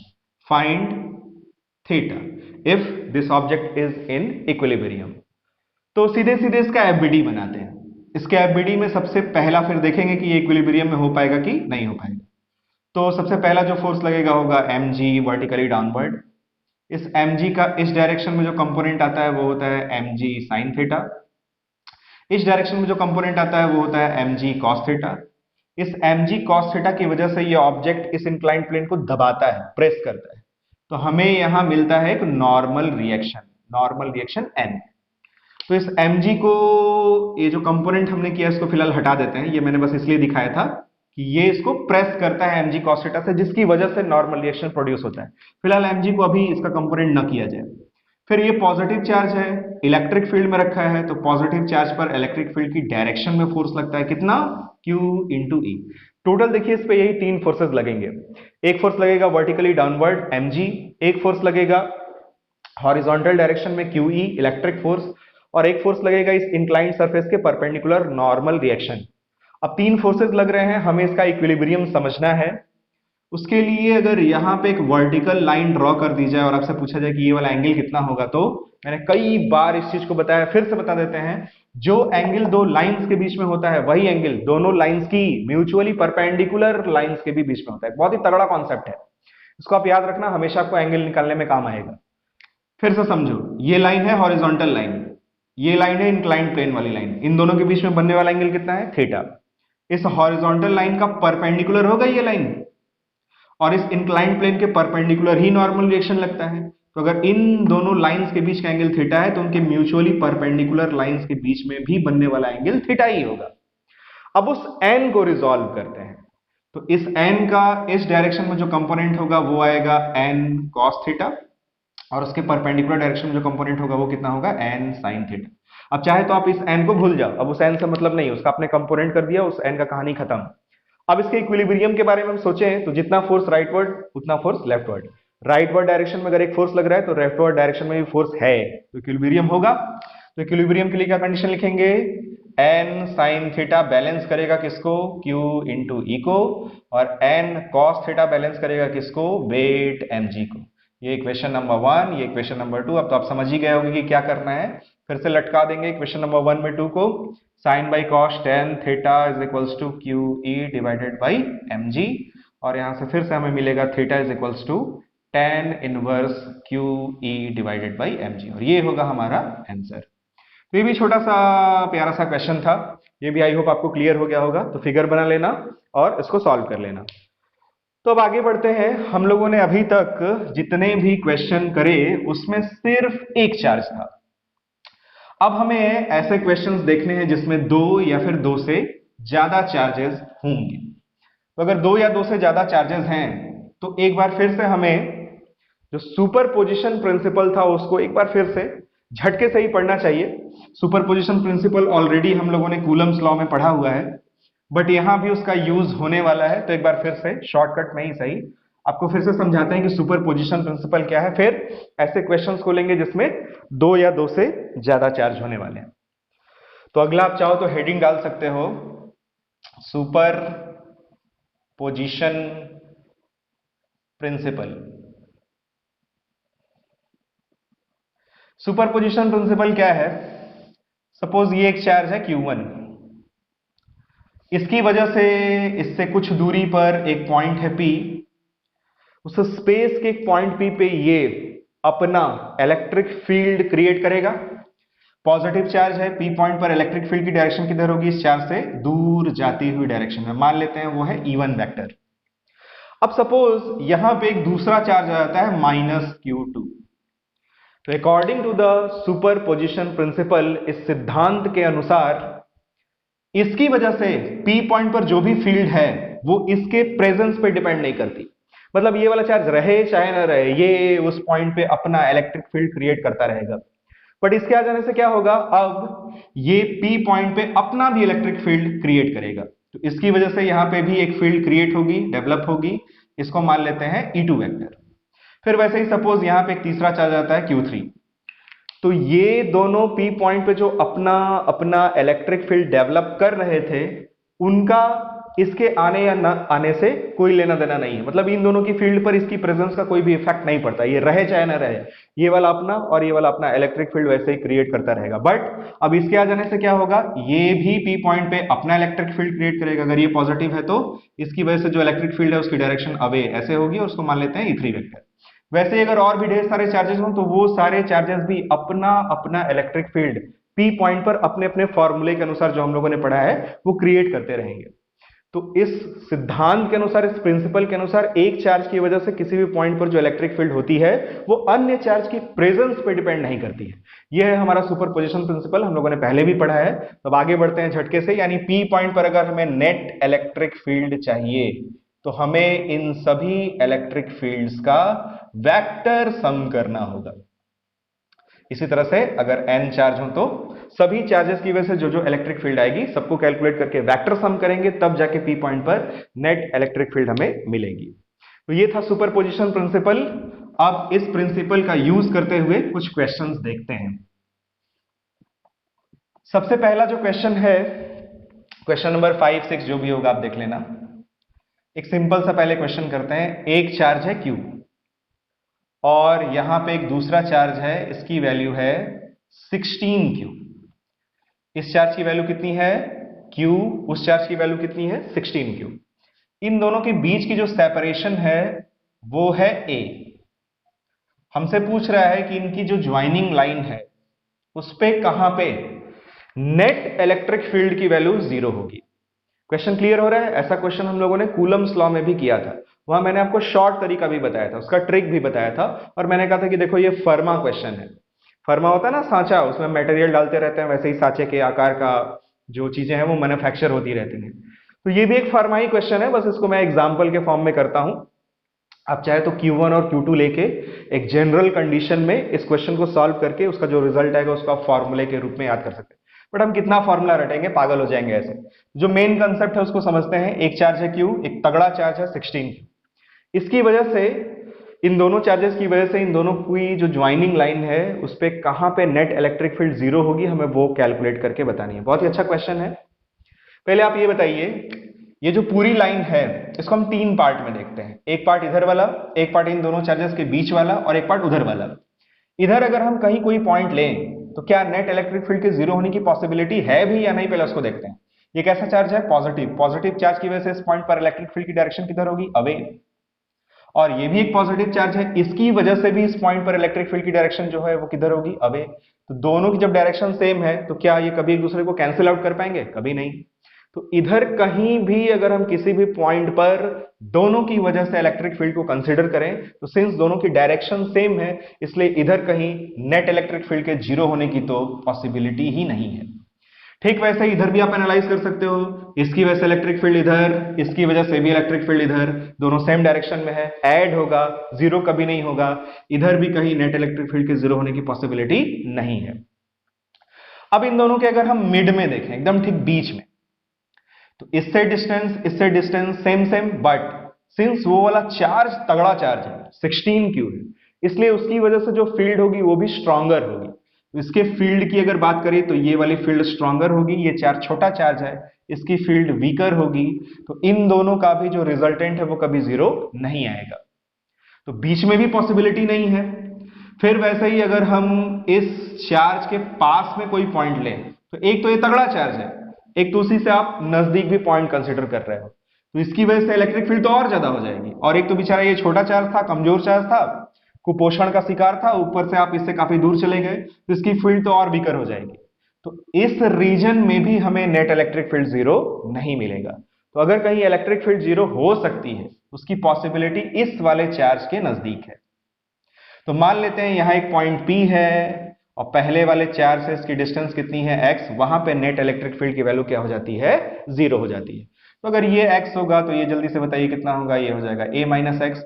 Net electric field at point P अगर 0 है, इट मींस इसकी वजह से अगर इलेक्ट्रिक फील्ड मानी जाए E1 और इसकी वजह से इलेक्ट्रिक फील्ड अगर मानी जाए E2, तो since according to the question क्या होना चाहिए भाई? EP की वैल्यू कितनी होनी चाहिए? 0। वो तभी होगा जब E1 इज इक्वल टू हमें क्या मिलेगा? E2। E1 का जो वैल्यू है वो फॉर्मूले से लिखने जा रहे हैं, K क्यू की जगह चार्ज की वैल्यू कितनी है 16Q डिवाइडेड बाई डिस्टेंस कितना होगा a माइनस एक्स इसका स्क्वायर इज इक्वल्स टू, अब E2 की वैल्यू लिखने जा रहे हैं। E2 क्या है, इस वाले चार्ज की वजह से P पॉइंट पर इलेक्ट्रिक फील्ड कैसे लिखेंगे, K Q divided by X square, कुछ कैंसिल होगा, K Q से K Q cancel, 60 upon a minus X का square is equals to 1 upon X square. अब चाहो तो आप दोनों तरफ का स्क्वायर रूट ले सकते हैं, स्क्वायर रूट लेंगे तो ये आएगा 4 upon a minus X is equals to plus minus 1 by x, यही होगा। अब उसके बाद एक बार प्लस साइन लेंगे और एक बार माइनस साइन लेंगे और दोनों से x की वैल्यू को कैलकुलेट करेंगे। इसमें मैंने आपको मेन जो बेसिक फंडा होता है वो बताया था कि आप जब भी इस तरह से सॉल्व करो, x की जो पॉजिटिव वैल्यू है हमें वही पॉजिटिव वैल्यू लेनी चाहिए और वही हमारा प्योर आंसर होगा। ये नहीं कि इस डायरेक्शन में जा रहे हैं तो x पॉजिटिव है, इस डायरेक्शन में जा रहे हैं तो x नेगेटिव है, ऐसे आपको कंफ्यूजन हो जाएगा। तो पॉजिटिव वैल्यू लेते हैं, 4 upon a minus X is equals to 1 by X, cross multiplication करेंगे, 4x is equals to a minus X, ये आएगा 5x is equals to a, यहां से x की वैल्यू आएगी a अपॉन 5, पॉजिटिव वैल्यू आ रही है तो बस यही हमारा आंसर है। तो पहले वाले चार्ज से a बाई 5 यूनिट की डिस्टेंस पे जो भी पॉइंट होगा वहां पे दोनों की वजह से जो इलेक्ट्रिक फील्ड होगी वो equal in magnitude and opposite in direction होगी, यानी p पॉइंट पर नेट इलेक्ट्रिक फील्ड की वैल्यू 0 हो जाएगी। तो ये क्वेश्चन क्लियर हो गया। ऐसे ही अगर एक चार्ज पॉजिटिव हो दूसरा चार्ज नेगेटिव हो तो भी आप सॉल्व कर सकते हो, वैसे भी सॉल्व करके दिखाते हैं। चलिए एक क्वेश्चन वैसा भी ले लेते हैं, हालांकि ऐसा क्वेश्चन हम लोगों ने कूलम्स लॉ में सॉल्व किया हुआ था, बट कोई नहीं, जितने ज्यादा आप क्वेश्चन देखोगे जितनी बार देखोगे उतनी आपकी क्लैरिटी होती चली जाएगी। अगला क्वेश्चन ले लेते हैं। एक चार्ज है फिर से Q और सपोज एक चार्ज है, अब की बार क्या ले लें, -4Q ले लें, -4Q ले लेते हैं। इसमें पूछ रहा है कि अब आप इस केस में बताओ कि किस पर्टिकुलर पॉइंट पे जो नेट इलेक्ट्रिक फील्ड है इन दोनों चार्जेस की वजह से वो 0 होगी। तो इस बीच के रीजन में इसकी वजह से इलेक्ट्रिक फील्ड ऐसे होगी, चार्ज से अवे, और उसकी वजह से टूवर्ड्स द चार्ज होगी, दोनों ऐड होगा, बीच में कहीं भी नेट इलेक्ट्रिक फील्ड 0 नहीं होगी। इधर आप कहीं भी पॉइंट लोगे, इस पॉइंट से ये चार्ज हमेशा नजदीक होगा, ये वाला चार्ज हमेशा दूर होगा, इसकी इलेक्ट्रिक फील्ड हमेशा कमजोर होगी, उसकी इलेक्ट्रिक फील्ड हमेशा स्ट्रॉन्गर होगी। उधर भी कहीं इलेक्ट्रिक फील्ड के 0 होने की पॉसिबिलिटी नहीं है। तो अगर कहीं 0 हो सकता है वो किधर हो सकता है, इधर हो सकता है। तो मान लेते हैं पहले वाले चार्ज से x डिस्टेंस पे जो कोई पॉइंट हम लोगों ने पी लिया है वहां पे नेट इलेक्ट्रिक फील्ड की 0 है। क्वेश्चन में इन दोनों चार्जेस के बीच की भी कुछ डिस्टेंस गिवन होगी, इन जनरल ये मान लेते हैं। तो इसकी वजह से इलेक्ट्रिक फील्ड किधर होगा, अवे, मान लेते हैं E1, उसकी वजह से electric field towards the charge होगी, मान लेते हैं E2। Net electric field P point पे 0 होने के लिए क्या होना चाहिए, E1 is equals to E2। E1 की वैल्यू लिखते हैं, E1 की वैल्यू क्या होगी, K Q divided by X square, ठीक है। E2 की वैल्यू लिखते हैं, E2 क्या है, उसकी वजह से P पॉइंट पर इलेक्ट्रिक फील्ड, K चार्ज की जगह 4Q, चार्ज को साइन के साथ नहीं लिखते, डिवाइडेड बाई डिस्टेंस क्या होगी उस चार्ज की P पॉइंट से, very good, A plus X का स्क्वायर, K Q से K Q कैंसिल, इसको इधर ले आते हैं, a प्लस एक्स का square divided by X square is equals to, इधर क्या बचेगा 4, फिर से वही स्क्वायर रूट लेंगे, a plus X upon X is equals to plus minus 2, एक बार पॉजिटिव साइन लेंगे एक बार नेगेटिव साइन लेंगे और चेक करेंगे कि x की वैल्यू हमें पॉजिटिव किस केस में मिल रही है, जो x की पॉजिटिव वैल्यू आएगी वही आंसर होगा। पॉजिटिव में अब इधर उधर वाला चक्कर नहीं करना, उसमें आप कंफ्यूज हो जाओगे। पॉजिटिव लेते हैं तो क्या आता है देखते हैं, a plus X case 1, this is case 1, a plus X upon X is equals to 2, यहां से मिलेगा a plus X is equals to 2x, यहां से x इज इक्वल्स टू मिलेगा a, पॉजिटिव आ गया, यही आंसर हो गया।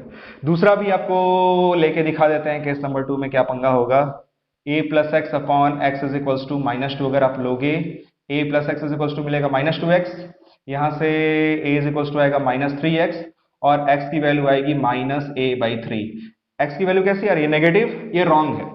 कुछ बच्चे इसमें सोचते हैं कि x की वैल्यू नेगेटिव आ रही है, इससे इस डायरेक्शन में जा रहे हैं तो x नेगेटिव होगा, तो इसी को सही मान लेते हैं, बट ये गलत है। मैंने आपको क्या बताया था कि x की वैल्यू जो पॉजिटिव आएगी वही अपना सही आंसर होगा। आप चाहो तो चेक भी कर सकते हो, x की वैल्यू a लेकर के आप इसमें एक बार पुट करो और इसमें एक बार पुट करो, आपको दोनों की value E1 is equals to A2 मिलेगी। ये सब काम हम लोग कूलम्स लॉ में कर चुके हैं, तो दोबारा से वही एक्सरसाइज करने का कोई मतलब नहीं है, आप वहां पे देख लेना हम लोगों ने क्या किया था। इसको मिटा देते हैं, ये क्वेश्चन भी क्लियर हो गया। तो ऐसा इक्विलिब्रियम वाला क्वेश्चन आएगा तो आप कर लोगे। अब आगे बढ़ते हैं, पॉलीगन टाइप क्वेश्चन देखते हैं। पॉलीगन टाइप क्वेश्चन में भी मैंने आपको बहुत तरह के क्वेश्चंस कूलम्स लॉ में बताए थे। तो अगर आप कूलम्स लॉ वाली वीडियो को देख के सारे उसके क्वेश्चन सॉल्व करने के बाद आप इस वीडियो को देख रहे हो, और अगर मैं फिर से वही सारे क्वेश्चंस बताऊंगा तो आप कहोगे क्या सर, वहां पे तो हम लोग ये सारा पढ़ ही चुके थे, फिर से आप वैसा ही क्वेश्चन बता रहे हो। बट अगर आप एक नए स्टूडेंट हो, सीधे इस वीडियो को देख रहे हो, तो आप तो चाहोगे कि सर नए नए वैरायटी के आप क्वेश्चन बताओ। तो ऐसा काम करते हैं कि मैं क्वेश्चन फिर से उन सभी क्वेश्चंस को डिस्कस करता हूं जो मैंने कूलम्स लॉ में आप लोगों को बताए थे, बट इस बार मेरा तरीका अलग होगा। जो लोग पढ़े हैं उन्हें भी कुछ नया मिलेगा, और जो लोग नहीं पढ़े हैं उन्हें भी कुछ नया मिलेगा। तो अब देखते हैं अगला क्वेश्चन। इस क्वेश्चन में बेसिकली कई सारे क्वेश्चन हैं। कई सारे क्वेश्चन में हमें क्या करना है, देखिए ध्यान से। अगर हम एक दो चार्जेस का सिस्टम लें, इस चार्ज की वैल्यू है Q, इस चार्ज की भी वैल्यू है Q, और आपसे कह दें कि आप इस मिड पॉइंट पर नेट इलेक्ट्रिक फील्ड बताओ, तुरंत आप बता दोगे इसकी वजह से जितनी इलेक्ट्रिक फील्ड इधर होगी, सपोज E0, उतनी ही इस चार्ज की वजह से इलेक्ट्रिक फील्ड इधर होगी। दोनों equal in magnitude, opposite in direction है। इस पॉइंट को, मिड पॉइंट को अगर P मान ले तो EP की वैल्यू कितनी होगी, 0। इसमें कोई डाउट नहीं है। अच्छा, फिर वैसे ही अगर ये कोई इक्विलैटरल ट्राइंगल हो और इसके सभी साइड्स पे इक्वल चार्ज रखे हो, चलिए माइनस क्यू रख देते हैं, माइनस क्यू और माइनस क्यू, और आपको सेंटर पे पूछा जाए कि नेट इलेक्ट्रिक फील्ड बताओ, तो सेंटर पे जो नेट इलेक्ट्रिक फील्ड होगी वो क्या होगी, 0। मैंने बताया था आपको कूलम्स लॉ में भी, इस वीडियो में भी आप सुन लीजिए ध्यान से। किसी भी रेगुलर पॉलीगन में इक्विलैटरल ट्राइंगल हो सकता है, स्क्वायर हो सकता है, पेंटागन हो सकता है, हेक्सागन हो सकता है, ऑक्टागन हो सकता है, उस पे अगर सभी वर्टेक्स पे इक्वल चार्ज रखे हो, चाहे पॉजिटिव क्यू चाहे माइनस क्यू, उससे कोई फर्क नहीं पड़ता, सेंटर पे जो नेट इलेक्ट्रिक फील्ड होती है वो हमेशा 0 होती है। इसको झटके से देख लेते हैं। इसकी वजह से इस सेंटर वाले पॉइंट पर जो इलेक्ट्रिक फील्ड होगी वो इस डायरेक्शन में होगी, E0। इसकी वजह से इस डायरेक्शन में होगी, सेम होगी E0, और इसकी वजह से इस डायरेक्शन में होगी, सेम होगी E0। अब आप कहोगे कि सर इसमें equal in magnitude and opposite in direction तो दिख नहीं रहा है, तो इसको भी मैं सॉल्व कर देता हूं। ये पूरा एंगल कितना होगा, 120 डिग्री, 120, 120, 120। बीच से अगर एक लाइन खींची जाए या इस लाइन को आगे बढ़ाया जाए, ये 60 डिग्री और ये भी 60 डिग्री होगा। इस E0 का इस डायरेक्शन में जो कंपोनेंट होगा वो आएगा E0 cos 60 डिग्री, और इस डायरेक्शन में जो कंपोनेंट होगा वो आएगा E0 sin 60 डिग्री। वैसे ही इस E0 का डाउनवर्ड डायरेक्शन में जो कंपोनेंट होगा वंस अगेन आएगा E0 cos 60, और इस डायरेक्शन में है जो कंपोनेंट वो आएगा E0 sin 60 डिग्री। अब आप ध्यान से देखो, E0 sin 60, E0 sin 60 equal in magnitude, opposite in direction, cancel. cos 60 degree की वैल्यू 1/2 होती है, तो E0/2 सेम डायरेक्शन में जुड़ेगा, जुड़ के होगा E0, और वो इस E0 को कैंसिल कर देगा। तो यहां भी हमें क्या मिल रहा है, सेंट्रल वाले पॉइंट पर नेट इलेक्ट्रिक फील्ड की वैल्यू 0। वैसे ही जल्दी से आप देख लो, और फिगर भी आप चाहे तो अपने रजिस्टर में, कॉपी में बना लेना। जैसे अगर ये कोई स्क्वायर है, इसके अगर सभी वर्टेक्स पे इक्वल चार्ज रखे गए, Q Q Q और Q, इसमें भी अगर हमसे सेंटर पे पूछा जाए कि भाई अब नेट इलेक्ट्रिक फील्ड बता दो, तो इसकी वजह से इलेक्ट्रिक फील्ड इधर, इसकी वजह से इधर, इसकी वजह से इधर, और इसकी वजह से इधर, क्या होगा, ये सब एक दूसरे को कैंसिल आउट कर देंगे। वैसे ही हेक्सागन के लिए आप समझ लोगे, ऑक्टागन के लिए आप समझ लोगे, पेंटागन में भी 0 आएगा, 0 दिखेगा नहीं बट 0 होगा। अगर स्क्वायर की जगह आयत हो, रेक्टेंगल हो, इसमें भी आपको 0 मिलेगा।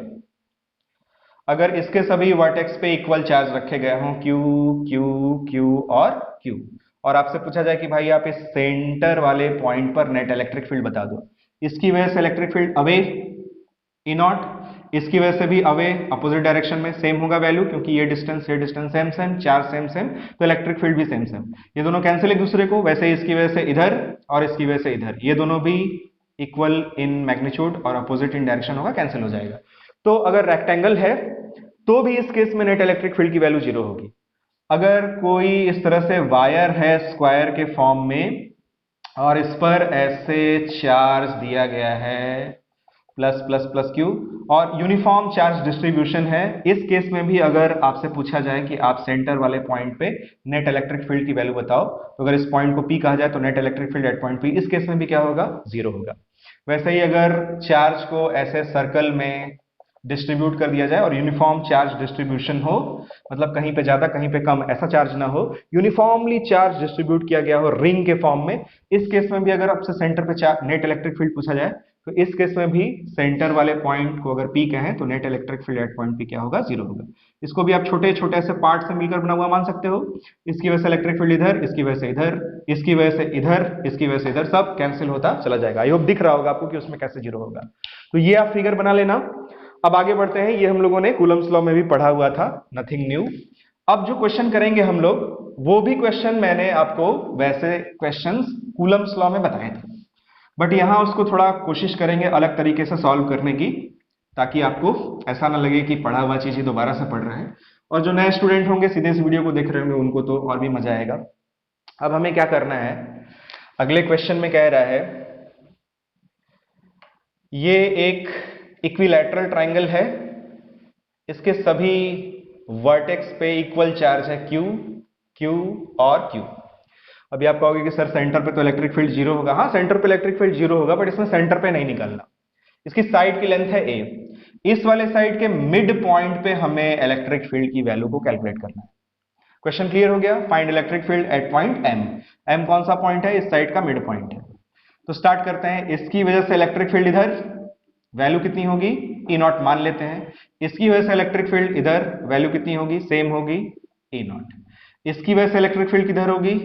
उससे अवे, इस डायरेक्शन में। इसकी वैल्यू चेंज हो जाएगी, इसकी वैल्यू को E डैश मान लेते हैं। ये जो एरो की लेंथ है वो इन दोनों एरोस की लेंथ से थोड़ी सी छोटी होगी, क्योंकि इसकी इलेक्ट्रिक फील्ड इन दोनों से थोड़ी सी वीकर हो जाएगी, क्योंकि ये डिस्टेंस के कंपैरिजन में ये वाला डिस्टेंस ज्यादा है। तो डिस्टेंस बढ़ता है तो इलेक्ट्रिक फील्ड क्या होता है? कमजोर हो जाता है। तो इस वाले एरो की लेंथ को आपको छोटा बनाना चाहिए। साइंस के स्टूडेंट को फिगर भी टेक्निकली करेक्ट बनाना चाहिए, ये नहीं कि कुछ बच्चे ऐसे ही कैजुअली बना देते हैं, कुछ भी मीनिंग सही है नहीं है। तो फिगर का भी आपको ध्यान रखना चाहिए कि उसका जो टेक्निकल एस्पेक्ट है वो भी सही हो। तो electric field at point M कितना होगा? सिर्फ होगा E डैश, क्योंकि ये वाला इलेक्ट्रिक फील्ड और ये वाला इलेक्ट्रिक फील्ड एक दूसरे को कैंसिल कर देगा। इस इलेक्ट्रिक फील्ड को लिखने के लिए फॉर्मूले से लिखते हैं K Q डिवाइडेड बाई यहां से यहां तक की अब ये डिस्टेंस चाहिए। इस डिस्टेंस को कैसे कैलकुलेट करेंगे? अगर ये वाला एंगल 60 डिग्री है तो कंपोनेंट करेंगे, A cos 60 degree, A sin 60 degree. तो जो R की वैल्यू है ये होगी A sin 60 डिग्री, इसका कर देना स्क्वायर। अब इसको आप सॉल्व कर लोगे, ये पिछले वीडियो में मैंने बताया था, नथिंग न्यू, तो ये आप सॉल्व कर लेना। अब अगला क्वेश्चन देखते हैं, यहां से थोड़े अच्छे तरीके से क्वेश्चन को सॉल्व करेंगे अलग मेथड से। ये एक चार्ज है Q, ये एक चार्ज है -Q, ये फिर से एक चार्ज है Q, और ये इस वर्टेक्स पे चार्ज जो रखा हुआ है वो है -Q। अब हमें क्या करना है, इसके इस वाले पॉइंट पे हमें नेट इलेक्ट्रिक फील्ड निकालनी है इन चारों की वजह से, और एक स्क्वायर है और स्क्वायर की साइड कितनी गिवन है? A। इसकी वजह से इस पॉइंट पे जो इलेक्ट्रिक फील्ड होगी वो इस डायरेक्शन में होगी, अवे फ्रॉम द चार्ज। मान लेते हैं उसकी वैल्यू कितनी है? E not. इसकी वजह से इस पॉइंट पर इलेक्ट्रिक फील्ड इसी डायरेक्शन में होगी और वैल्यू भी सेम होगी, E नॉट। तो यहां एक थोड़ा सा ऐसे आगे बढ़ा के आप एक और एरो बना लो और यहां लिख लो E नॉट, इसमें कोई डाउट नहीं है। इसकी वजह से जो इलेक्ट्रिक फील्ड होगी वो अवे फ्रॉम द चार्ज इस डायरेक्शन में होगी, वैल्यू कितनी होगी? E not. इस -Q की वजह से इस पॉइंट पर जो इलेक्ट्रिक फील्ड होगी वो इसी चार्ज की डायरेक्शन में होगी और वैल्यू भी उतनी ही होगी, यानी कि E नॉट। पिछले बार यानी कूलम्स लॉ में मैंने इसमें रिजल्टेंट का फॉर्मूला यूज किया था, इस बार इसमें रिजल्टेंट का फॉर्मूला यूज नहीं करते।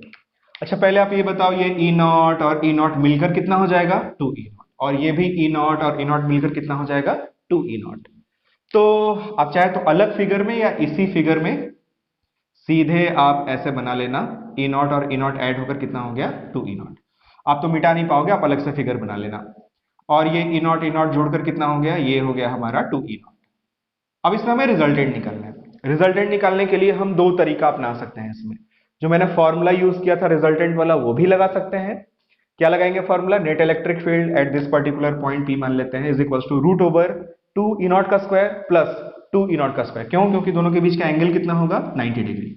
और 90 डिग्री पर अगर दो वेक्टर्स एक्ट करते हैं तो रिजल्टेंट का फॉर्मूला क्या होता है? R is equals to square root P square plus Q square. उसमें भी मैंने स्पेशल केस बनाया था कि अगर दोनों वेक्टर्स का जो मैग्नीट्यूड है वो सेम है तो जो रिजल्टेंट की वैल्यू आती है वो आती है एक वेक्टर का मैग्नीट्यूड मल्टीप्लाइड बाई √2। सॉल्व करोगे तो भी आपको वही मिलेगा। बट इसमें देखो आप ऐसे भी कर सकते हो। कैसे? इस वाले बेस वाला जो लाइन है इसके पैरेलल आप एक लाइन ड्रॉ कर लो। तो ड्यू टू सिमेट्री ये एंगल होगा 45 डिग्री, ये एंगल भी होगा 45 डिग्री। 2E नॉट का इस डायरेक्शन में कंपोनेंट ले लेते हैं। क्या आएगा? 2E नॉट cos 45 डिग्री और परपेंडिकुलर डायरेक्शन में क्या कंपोनेंट होगा, 2E0 साइन 45 डिग्री। कोई डाउट नहीं है इसमें। फिर वैसे ही इस वाले का भी कंपोनेंट करेंगे इस डायरेक्शन में 2E0 cos 45 डिग्री, और उसके परपेंडिकुलर डायरेक्शन में ये आएगा 2E0 साइन 45 डिग्री। अब इसको और इसको आप भूल जाओ, इससे मतलब नहीं है।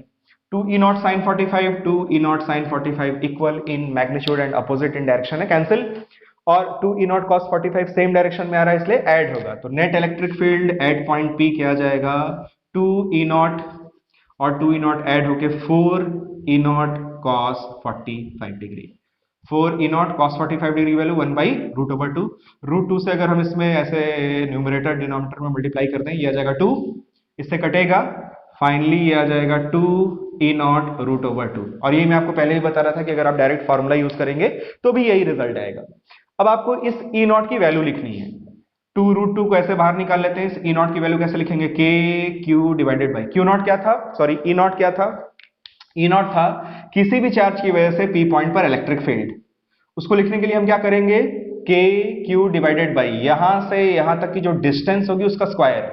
ये डिस्टेंस कैसे निकालेंगे, ये साइड की लेंथ कितनी है ए, इस साइड की भी लेंथ कितनी होगी ए, ये एंगल कितना होगा ड्यू टू सिमेट्री 45 डिग्री। क्यों भाई, ये जो डायगोनल है ये बाइसेक्ट करता है एंगल को। यहां पे एंगल बन रहा है 90 डिग्री, 90 डिग्री के सामने वाली साइड जो है वो हाइपोटेनियस होती है। हाइपोटेनियस का हम चाहे तो कंपोनेंट कर सकते हैं, तो ए का इस डायरेक्शन में जो कंपोनेंट है यानी ये जो लेंथ है वो होगी ए cos 45 डिग्री, और जो ये लेंथ होगी वो आएगी ए sin 45 डिग्री। और आप देख सकते हैं ड्यू टू सिमेट्री ये लेंथ और ये लेंथ सेम ही होगी, क्योंकि cos 45 और sin 45 डिग्री की वैल्यू सेम होती है। तो ये वाली लेंथ कितनी आ जाएगी, ए cos 45 डिग्री यानी a/√2। तो यहां होगा a/√2 का स्क्वायर। इसका स्क्वायर करेंगे तो ये आ जाएगा 2 जाएगा ऊपर, तो फाइनली आ जाएगा k, ये 2 ऊपर गया, ये आ जाएगा 4√2 Q divided by A square. ये है हमारा फाइनल आंसर। उतना न्यूटन पर कूलम, और जो डायरेक्शन होगी वो क्या होगी, यहां से ऐसे हॉरिजॉन्टल डायरेक्शन में, या इस पॉइंट को आप m मान लेना, लिख देना अलोंग PM, यानी PM के अनुदेश। तो ये क्वेश्चन भी क्लियर हो गया, इसको हम लोगों ने अलग मेथड से सॉल्व किया है। तो अब आगे बढ़ते हैं और क्वेश्चंस को देखते हैं। अगले क्वेश्चन में, अगला क्वेश्चन भी थोड़ा अच्छा क्वेश्चन है। सपोज आपको ऐसे कोऑर्डिनेट एक्सेस दे दी जाए, ये एक्स एक्सेस, ये वाई एक्सेस, तीन चार्जेस हैं, तीनों का मैग्नीट्यूड सेम है, Q, Q और Q। पहला चार्ज रखा हुआ है ओरिजिन पे 0,0 पे, दूसरा चार्ज रखा है -a,0 पे, तीसरा चार्ज रखा है +a,0 पे, और हमसे कह रहा है find electric field eight 0,a। 0,a पे हमें इलेक्ट्रिक फील्ड कैलकुलेट करनी है। बहुत ही अच्छा क्वेश्चन है। चार्जेस की लोकेशन को लोकेट करते हैं। पहला चार्ज यहाँ है 0,0 पे, दूसरा चार्ज यहाँ है, ये डिस्टेंस होगी a, तीसरा चार्ज यहाँ पे है Q, ये भी a होगा, -a भी लिख सकते हो आप, और 0,a कहाँ होगा, यहाँ पे होगा। इस पॉइंट को मान लेते हैं P पॉइंट। हमें इसी पॉइंट पर नेट इलेक्ट्रिक फील्ड निकालनी है इन तीनों की वजह से। तो क्वेश्चन क्लियर हो गया, बहुत ही प्यारा सा क्वेश्चन है। देखिए अब इसको कैसे सॉल्व करेंगे। इस चार्ज की वजह से इस पॉइंट पर इलेक्ट्रिक फील्ड की डायरेक्शन किस डायरेक्शन में होगी, अवे, ऐसे होगी, इसको मान लेते हैं E0। इस चार्ज की वजह से इस पॉइंट पर इलेक्ट्रिक फील्ड कैसे होगी, अवे फ्रॉम दिस चार्ज, ऐसे होगी, सेम होगी, क्योंकि चार्ज की वैल्यू सेम सेम, और ये जो डिस्टेंस है ये वाला और ये वाला वो भी सेम सेम है, डिस्टेंस निकाल ही लेते हैं। ये भी कितना था अपना a, ये 90 डिग्री यूजिंग पाइथागोरस थ्योरम, ये आएगा a√2, ये भी आएगा a√2। वैसे भी डिस्टेंस की जरूरत हमें पड़ेगी ही पड़ेगी, तो पहले से ही निकाल लेते हैं।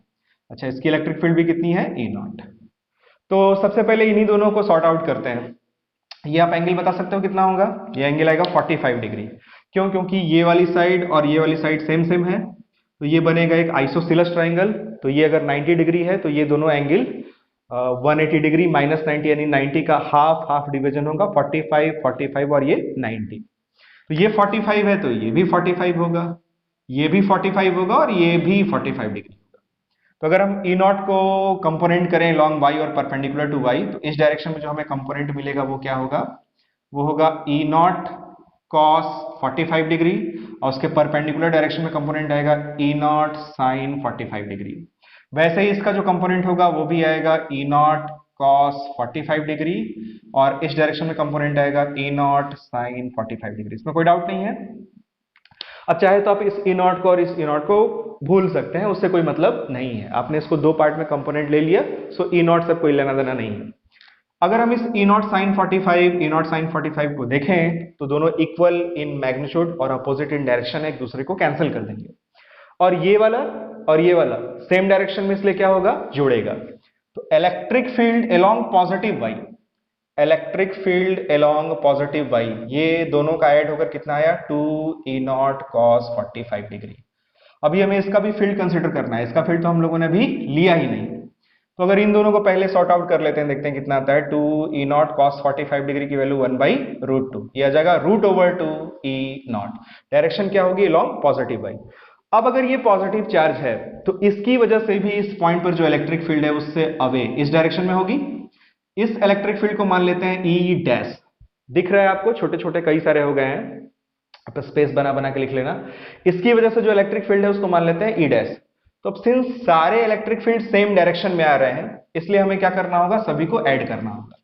Final electric field at point पे क्या होगा, इन दोनों का जो ये वाला कंपोनेंट था वो ऐड होके हो गया √2 ई नॉट और प्लस इसकी वजह से जो इलेक्ट्रिक फील्ड है वो है ई डैश। ये है final electric field at point P. आप चाहे तो इसको कैलकुलेट करने के बजाय सीधे ऐसे लिख सकते हो कि net electric field at point P E not cos 45 plus E not cos 45 plus E dash, ऐसे भी कर सकते हो। फिर दोनों को ऐड करोगे तो इतना आ जाएगा। अब हमें बस ई नॉट की और ई डैश की वैल्यू लिखनी है। √2 ई नॉट क्या है, इसकी वजह से इलेक्ट्रिक फील्ड है के क्यू डिवाइडेड बाई यहां से यहां तक की जो डिस्टेंस है, यानी a √2 इसका स्क्वायर, प्लस अब ई डैश लिखना है। ई डैश क्या है, इसकी वजह से इलेक्ट्रिक फील्ड, वो कितना होगा के क्यू डिवाइडेड बाई यहां से यहां तक की जो डिस्टेंस है, यानी a का स्क्वायर। अब अगर सपोज ये वाला जो चार्ज है वो नेगेटिव हो जाता तो ये एक और अच्छा क्वेश्चन बन जाता। ये चार्ज अगर नेगेटिव हो जाता तब क्या करते, इन दोनों की फील्ड जो इस डायरेक्शन में आ रही है उसकी वैल्यू कितनी है, √2 ई नॉट। ध्यान से समझ लो, अगर ये वाला चार्ज नेगेटिव हो जाएगा तब उसको कैसे सॉल्व करेंगे। इन दोनों की वजह से जो भी हमें इलेक्ट्रिक फील्ड मिली है उसका horizontal component cancel, vertical component add होके कितना आ रहा है, √2 ई नॉट। अगर ये चार्ज नेगेटिव होता तो इसकी वजह से जो इलेक्ट्रिक फील्ड है वो टुवर्ड्स द चार्ज होती। तो ये 2 √2 ई नॉट प्लस वाई डायरेक्शन में और इसकी वजह से जो इलेक्ट्रिक फील्ड है वो नेगेटिव वाई डायरेक्शन में। तो अगर यहां पे बनाए आपको इस डायरेक्शन में इन दोनों का इलेक्ट्रिक फील्ड ऐड होकर कितना आ रहा है, √2 ई नॉट। ई नॉट की चाहे तो आपको वैल्यू भी यहां से आप पुट कर सकते हो। और इसकी वजह से जो इलेक्ट्रिक फील्ड है वो डाउनवर्ड डायरेक्शन में आ रही है, ई डैश। इसकी वैल्यू कितनी होगी, के Q divided by A square. इसकी वैल्यू कितनी हो जाएगी, √2 के क्यू डिवाइडेड बाई a√2 का स्क्वायर। फिर क्या करेंगे, इन दोनों में से जो वैल्यू ज्यादा होगी उस बड़ी वाली वैल्यू में से छोटी वाली वैल्यू को घटाएंगे, माइनस करेंगे। क्योंकि दो वेक्टर अगर म्यूचुअली अपोजिट डायरेक्शन में होते हैं तो रिजल्टेंट कैसे निकालते हैं, बड़े वाले वेक्टर में से छोटे वाले वेक्टर को माइनस करते हैं। तो आप चेक करो इन दोनों में से कौन सी वैल्यू ज्यादा है, कौन सी वैल्यू छोटी है।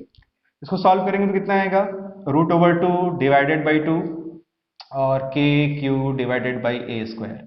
इसको आप √2 का स्क्वायर लिख सकते हो, एक √2 से √2 कैंसिल हो जाएगा, ये आएगा 1/√2 के Q divided by A square. तो ये सिर्फ के Q divided by A square है और ये 1/√2 के Q divided by A square. √2 की वैल्यू एक से ज्यादा होती है 1.414, तो एक में अगर आप 1.414 का डिवाइड करोगे तो ये वैल्यू छोटी हो जाएगी, यानी ये वाली वैल्यू छोटी है, ये वाली वैल्यू बड़ी है। तो net electric field downward direction में होगी। और कैसे कैलकुलेट करेंगे, इस वैल्यू में से इस वाले वैल्यू को माइनस करेंगे। आई होप आप समझ रहे हो। तो वैसा क्वेश्चन भी चाहे तो आप एक होमवर्क में करके सॉल्व कर लेना। फिलहाल अब इसको सॉल्व करते हैं। ये तो अब सॉल्व हो ही चुका है, इसमें बस वैल्यू हमें पुट कर दी ही हम लोगों ने। इसमें से के Q divided by A square बहुत हो तो आप कॉमन ले लो, के Q divided by A square common हो जाएगा, तो यहां से बचेगा √2 डिवाइडेड बाई यहाँ आएगा 2 प्लस यहाँ आएगा 1, और इसको चाहे तो आप 1/√2 लगा के इस तरीके से लिख सकते हो। उसका डायरेक्शन क्या होगा, ए लॉन्ग पॉजिटिव वाई। तो ये इतने सारे क्वेश्चन क्लियर हो गए। अब हमें इसमें एक चीज और समझना। अब अगर हमसे ये कहा जाए कि आप एक पॉजिटिव या फिर एक नेगेटिव आइसोलेटेड चार्ज ले लो, मतलब उसके अगल बगल और कोई चार्ज अगर ना हो, तो उसके इलेक्ट्रिक फील्ड का डिस्टेंस r के साथ जो वेरिएशन हो रहा है उसका ग्राफ प्लॉट करो, यानी ई आर ग्राफ। तो इलेक्ट्रोस्टैटिक्स में जो ग्राफ है ना, चाहे ईआर ग्राफ हो, चाहे आगे हम पढ़ेंगे इलेक्ट्रिक पोटेंशियल और डिस्टेंस के बीच में जो ग्राफ यानी वीआर ग्राफ होता है, बहुत ही इंपॉर्टेंट होता है आपके बोर्ड एग्जाम्स के लिए भी और नीट जेई के लिए भी। तो ग्राफ देखते हैं कैसे बनेगा। ग्राफ ऑफ ई आर यानी इलेक्ट्रिक फील्ड वर्सेस जो डिस्टेंस है उसके बीच में हमें ग्राफ प्लॉट करना है। तो इसमें कई सारे केसेस हैं। सबसे पहले मैथमेटिक्स में अगर हम जाएं तो मैथमेटिक्स में बहुत तरह के फंक्शंस होते हैं। उनमें ग्राफ के पॉइंट ऑफ व्यू से अगर हम देखें तो दो तरह के फंक्शंस बहुत ही इंपॉर्टेंट फंक्शंस होते हैं। एक को हम बोलते हैं इवन फंक्शन, जैसे y is equals to X square, जैसे y is equals to mod x, जैसे y is equals to cos x। ये सब के सब इवन फंक्शंस हैं। इवन फंक्शन मतलब अगर x की जगह हम माइनस एक्स रिप्लेस कर दें तो फंक्शन पे कोई इफेक्ट ना पड़े। अगर इसमें हम x की जगह माइनस एक्स रखें, इसमें रखें, इसमें रखें, तो फंक्शन पे कोई भी इफेक्ट नहीं पड़ेगा। इस तरह के फंक्शंस को हम क्या बोलते हैं? Even functions. Even function. इस तरह के फंक्शन का जो ग्राफ है वो y एक्सिस के अबाउट सिमेट्रिक होता है। y equal to X square का ग्राफ ये है, y equal to mod x का ग्राफ ये है, और y equal to cos x का ग्राफ इस तरीके से बनता है। आप देख सकते हैं ये सारे के सारे ग्राफ y एक्सिस के अबाउट सिमेट्रिक हैं। ठीक वैसे ही एक और फंक्शन होता है जिसको हम बोलते हैं ऑड फंक्शन, जैसे y is equals to X cube, जैसे y is equals to sine x। ये सारे के सारे फंक्शन ऑड फंक्शन है। ऑड फंक्शन का जो ग्राफ है वो हमेशा ये y equal to X cube का ग्राफ कुछ इस तरीके से बनेगा, y equal to sine x का ग्राफ पता ही होगा आपको, इस तरीके से बनता है। ये जो ग्राफ है वो ऑरिजिन के अबाउट सिमेट्रिक है, यानी जैसा फर्स्ट में बनेगा वैसा थर्ड में बनेगा, जैसा सेकंड में बनेगा वैसा फोर्थ में बनेगा। यहां भी आप देखो जैसा फर्स्ट में बन रहा है वैसा थर्ड में बन रहा है। तो ग्राफ का ये कुछ बेसिक कंसेप्ट है ऑड फंक्शन और इवन फंक्शन का। इसका यहाँ पे क्या यूज है, ये मैं क्यों बता रहा हूं वो समझते हैं हम। अगर हम किसी भी पॉइंट चार्ज की वजह से उससे r डिस्टेंस पे इलेक्ट्रिक फील्ड का फॉर्मूला देखें तो इलेक्ट्रिक फील्ड का फॉर्मूला क्या होता है? E is equals to K Q divided by R square. चाहे पॉजिटिव चार्ज हो चाहे नेगेटिव चार्ज हो, अगर हम इसमें E और R के बीच में रिलेशन देखें तो बेसिकली यहां से हमें मिलता है E proportional to 1 upon R square. अच्छा, अगर यहां हम देखें कि इलेक्ट्रिक फील्ड R का फंक्शन है और मैथमेटिक्स के हिसाब से सोचें तो इसमें अगर हम R की जगह माइनस आर भी पुट करेंगे तो इसके इस एक्सप्रेशन पे कोई भी फर्क नहीं पड़ेगा, यानी ये एक तरह से इवन फंक्शन है। और इवन फंक्शन का जो ग्राफ है वो तो y एक्सिस के अबाउट सिमेट्रिक बनता है। बट सिंस ये फिजिक्स है इसलिए आपको बहुत ही ध्यान से समझना है कि यहां पे इसका ग्राफ कैसे बनेगा, नहीं तो सावधानी हटी दुर्घटना घटी। ये है R, इधर y एक्सिस पे हम लेंगे इलेक्ट्रिक फील्ड। सपोज यहां कोई चार्ज रखा है प्लस q और हमें इसका electric field versus distance graph plot करना है। अब इस रिलेशन को अगर हम देखें तो जैसे जैसे हम r को बढ़ाएंगे वैसे वैसे इलेक्ट्रिक फील्ड कम होती चली जाएगी, और अगर r टेंड्स टू इनफाइनाइट कर दिया जाए तो इलेक्ट्रिक फील्ड टेंड्स टू 0 हो जाएगा। यानी r की वैल्यू बढ़ाते बढ़ाते जब हम एकदम इनफाइनाइट पे चले जाएंगे तो इलेक्ट्रिक फील्ड घटते घटते घटते 0 हो जाएगी। और r की वैल्यू जब बहुत ही कम होगी, r इक्वल टू 0 तो हम नहीं ले सकते क्योंकि किसी भी पॉइंट चार्ज के सेंटर पर इलेक्ट्रिक फील्ड डिफाइन नहीं होती, वो मैंने बताया था स्टार्टिंग में आपको। तो अगर r की वैल्यू बहुत छोटी होगी तो इलेक्ट्रिक फील्ड बहुत ज्यादा होगी। तो इलेक्ट्रिक फील्ड r की वैल्यू बहुत छोटी ले लेते हैं, उस पर इलेक्ट्रिक फील्ड की वैल्यू बहुत ज्यादा इनफाइनाइट नहीं होगी। r की वैल्यू हम प्योर 0 नहीं ले सकते। जैसे जैसे आप r की वैल्यू बढ़ाओगे वैसे वैसे इलेक्ट्रिक फील्ड की वैल्यू घटती चली जाएगी। तो ग्राफ का जो शेप है वो शेप आपको कुछ इस तरीके से मिलेगा। यहाँ पे आप थोड़ा सा गैप छोड़ देना क्योंकि जब r की वैल्यू इनफाइनाइट होगी तो ही इलेक्ट्रिक फील्ड की वैल्यू 0 होगी, तो यहाँ थोड़ा सा गैप हमें छोड़ देना चाहिए। तो ये एक शेप है, इसको बहुत ही आप ध्यान से देख लो क्योंकि इसी का बार बार अभी यूज होने वाला है। तो जैसे जैसे हमने r को बढ़ाया वैसे वैसे इलेक्ट्रिक फील्ड क्या होती गई, घटती चली गई। आप यहाँ पे चाहे तो E proportional to 1 upon R square भी ऐसे लिख सकते हो। अब अभी मैंने क्या बताया आपको कि ये किस तरह का फंक्शन है, इवन फंक्शन। इवन फंक्शन का ग्राफ कैसा होता है, y एक्सिस के अबाउट सिमेट्रिक होता है। तो ग्राफ को अगर हम सिमेट्रिक बनाए तो इसी को जस्ट रिफ्लेक्ट कर देंगे y एक्सिस के अबाउट, यानी इस तरह का ग्राफ बनना चाहिए।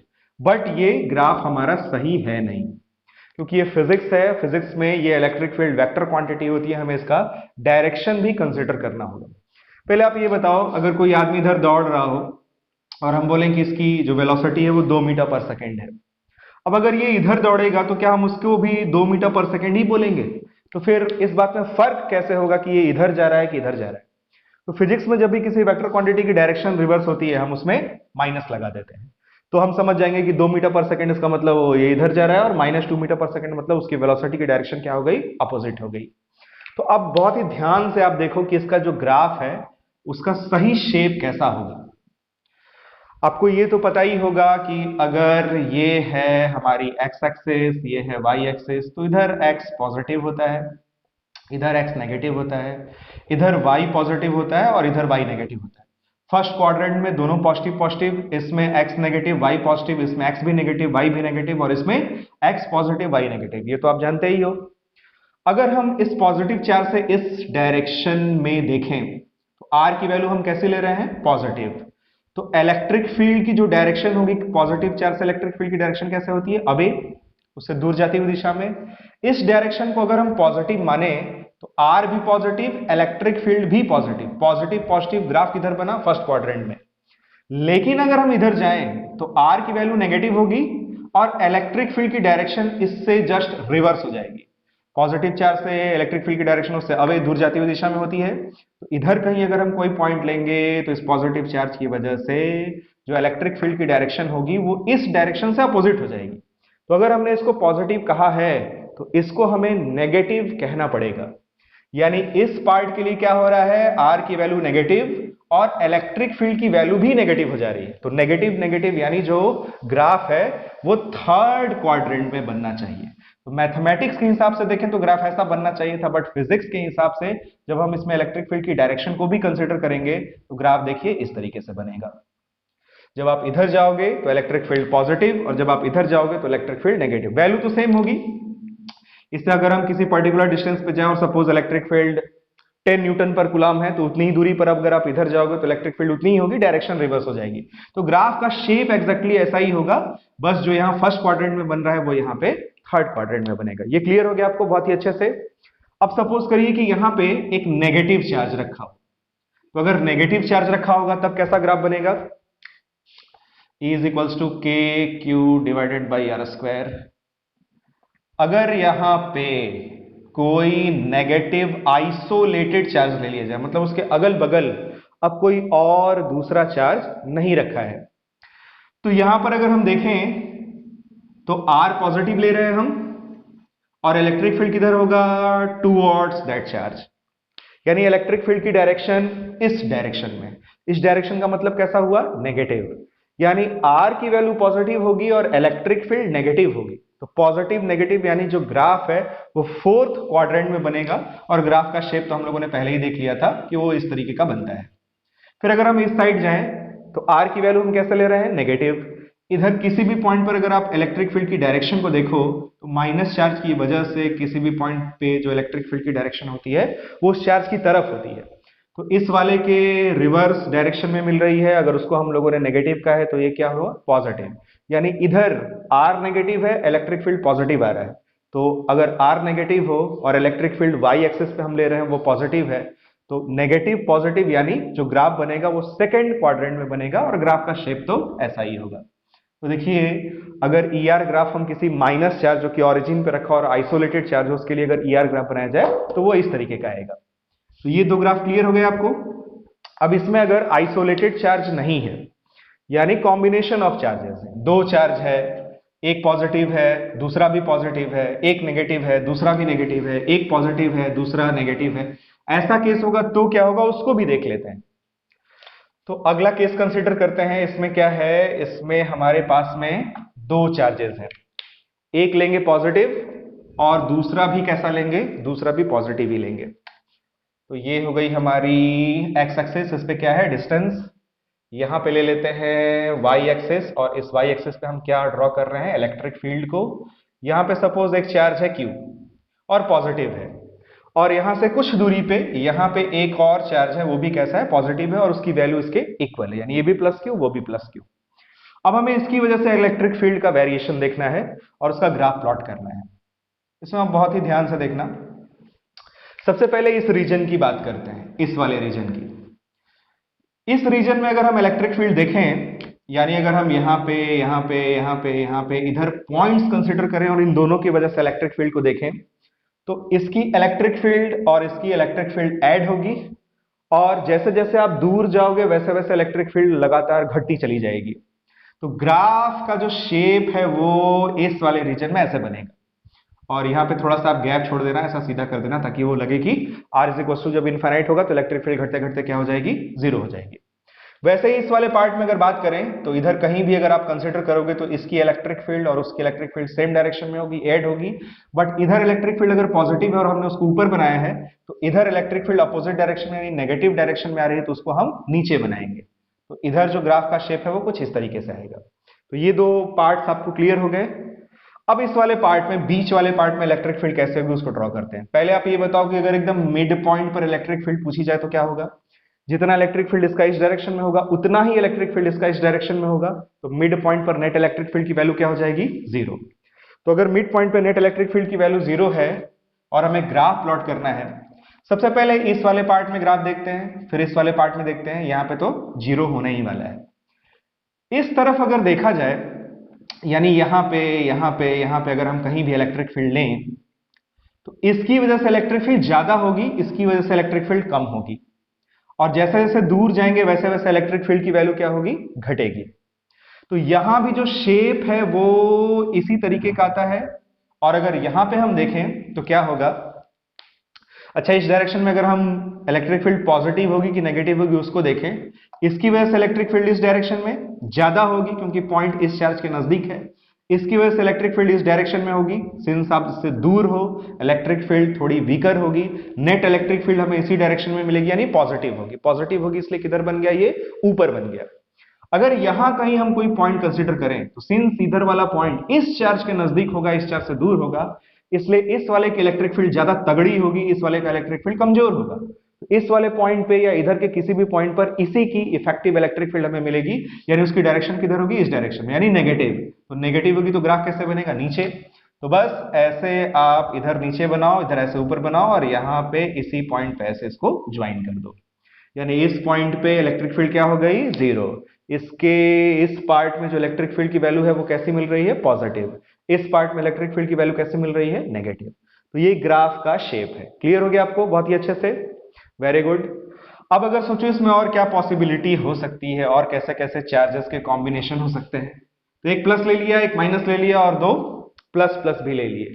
अब ले लेते हैं अगर दो माइनस माइनस होगा तो क्या होगा। वीडियो को पॉज करके चाहे तो आप खुद से भी ट्राई कर सकते हो। एक माइनस क्यू यहां ले लेते हैं और एक माइनस क्यू यहां कहीं ले लेते हैं, और देखते हैं कि इस चार्ज डिस्ट्रीब्यूशन की वजह से इलेक्ट्रिक फील्ड वर्सेस आर का ग्राफ कैसे प्लॉट होगा। पहले इस वाले भाग की चर्चा करते हैं। इस वाले पार्ट में इसकी वजह से इलेक्ट्रिक फील्ड इस डायरेक्शन में होगी ऐसे, और उसकी वजह से भी ऐसा ही होगी। इस डायरेक्शन को हमने क्या शुरू से मान रखा है, पॉजिटिव। तो इलेक्ट्रिक फील्ड का ग्राफ किधर बनेगा, ऊपर कि नीचे, ऊपर। और ग्राफ का शेप कैसा होता है, इस तरीके का। ये क्लियर हो गया आपको।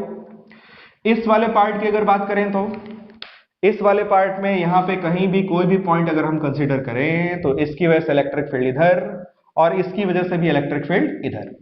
तो दोनों की वजह से जब इलेक्ट्रिक फील्ड इस डायरेक्शन में आ रही है यानी वो कैसी है, नेगेटिव। और नेगेटिव होगी तो ग्राफ कैसे बनेगा, ऊपर कि नीचे, नीचे। और शेप कैसा होगा, इस तरह का। तो ये क्लियर हो गया। यहां थोड़ा सा गैप आप जरूर से छोड़ देना। तो ये वाला पार्ट और ये वाला पार्ट क्लियर हो गया। इसमें भी आप ये बताओ मिड पॉइंट पर इन दोनों चार्जेस को मिलाने वाली जो लाइन है उसके ठीक मिड पॉइंट पे इलेक्ट्रिक फील्ड की वैल्यू कितनी होगी, जीरो। क्योंकि इसका जितना इलेक्ट्रिक फील्ड इधर मिलेगा उतना ही इसका इलेक्ट्रिक फील्ड इधर मिलेगा, यानी ग्राफ इस पॉइंट से होकर जरूर जाएगा। अब अगर हम इस पॉइंट को देखें तो यहां कहीं किसी भी पॉइंट पे इसकी इलेक्ट्रिक फील्ड इस डायरेक्शन में होगी, ज्यादा होगी, पावरफुल होगी। इसकी इलेक्ट्रिक फील्ड इस डायरेक्शन में होगी, इससे कमजोर होगी। नेट इलेक्ट्रिक फील्ड हमें इसी डायरेक्शन में मिलेगी, यानी कैसा होगा, नेगेटिव। तो नेगेटिव होगा तो बस कैसा ग्राफ बन गया, इस तरीके का। और वैसे ही आप इसमें समझ गए होंगे जब यहाँ नेगेटिव मिल रहा है तो इधर कैसा मिलेगा, पॉजिटिव। तो इसी को ऐसे आप आगे बढ़ा देना। तो ये माइनस क्यू अगर कुछ दूरी पर सेपरेटेड हो तो ये इलेक्ट्रिक फील्ड वर्सेस आर का ग्राफ है। तो प्लस प्लस हो गया, माइनस माइनस हो गया। अब बताइए अगली पॉसिबिलिटी क्या हो सकती है। एक हो सकता है प्लस और उससे कुछ दूरी पर रखा हो सकता है दूसरा चार्ज, और कैसा, माइनस। तो उसको भी देख लेते हैं। सपोज यहाँ पे एक चार्ज है प्लस क्यू और यहाँ कहीं एक चार्ज है माइनस क्यू, और यहाँ पे हम वाई एक्सिस पे ले रहे हैं इलेक्ट्रिक फील्ड को। ये है हमारा इसका मिड पॉइंट। सबसे पहले इसमें भी इस रीजन की, इस रीजन की और फिर बीच वाले रीजन की एनालिसिस करेंगे और ग्राफ प्लॉट करेंगे। सबसे पहले आप इस रीजन में देखो, इसकी वजह से इलेक्ट्रिक फील्ड इधर होगा और उसकी वजह से इलेक्ट्रिक फील्ड इधर होगा।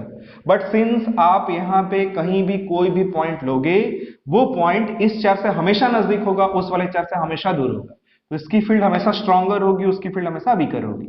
तो जो नेट इलेक्ट्रिक फील्ड हमें मिलेगा वो इसी का इफेक्टिव इलेक्ट्रिक फील्ड होगा और वो इस डायरेक्शन में होगा। इस डायरेक्शन का मतलब किधर? नेगेटिव। और नेगेटिव जैसे ही मिला ग्राफ प्लॉट हो गया इस तरीके से, तो कोई प्रॉब्लम नहीं है इसमें। अब इस वाले पार्ट की चर्चा करते हैं। इसमें अगर आप इधर कहीं भी कोई पॉइंट लेंगे, इसकी वजह से जो इलेक्ट्रिक फील्ड है वो इधर होगा, इसकी वजह से जो इलेक्ट्रिक फील्ड है वो इधर होगा। ये वाला चार्ज पास है, इसकी इलेक्ट्रिक फील्ड ज्यादा स्ट्रॉन्गर होगी, इफेक्टिव इलेक्ट्रिक फील्ड हमें इधर ही मिलेगी। इस डायरेक्शन में मिल रही है, इसका मतलब कैसा डायरेक्शन है? नेगेटिव। और नेगेटिव डायरेक्शन है तो वंस अगेन कैसा शेप बन जाएगा? इस तरीके का। तो ये क्लियर हो गया आपको। अब बीच में देखते हैं। बीच में पहली बात, यहां मिड पॉइंट पे जीरो तो नहीं होगा, क्योंकि इसकी इलेक्ट्रिक फील्ड इस डायरेक्शन में और इसकी इलेक्ट्रिक फील्ड भी इस डायरेक्शन में, दोनों ऐड होगा, जुड़ेगा। तो बीच में यहां कहीं जीरो होने की तो पॉसिबिलिटी ही नहीं है।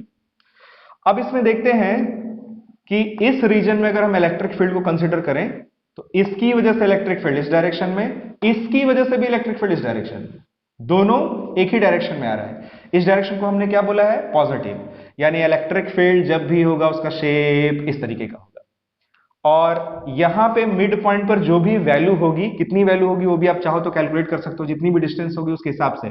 इसका इलेक्ट्रिक फील्ड आएगा के क्यू डिवाइडेड बाई इस वाले डिस्टेंस का स्क्वायर, प्लस इसका आएगा के क्यू डिवाइडेड बाई इस वाले डिस्टेंस का स्क्वायर।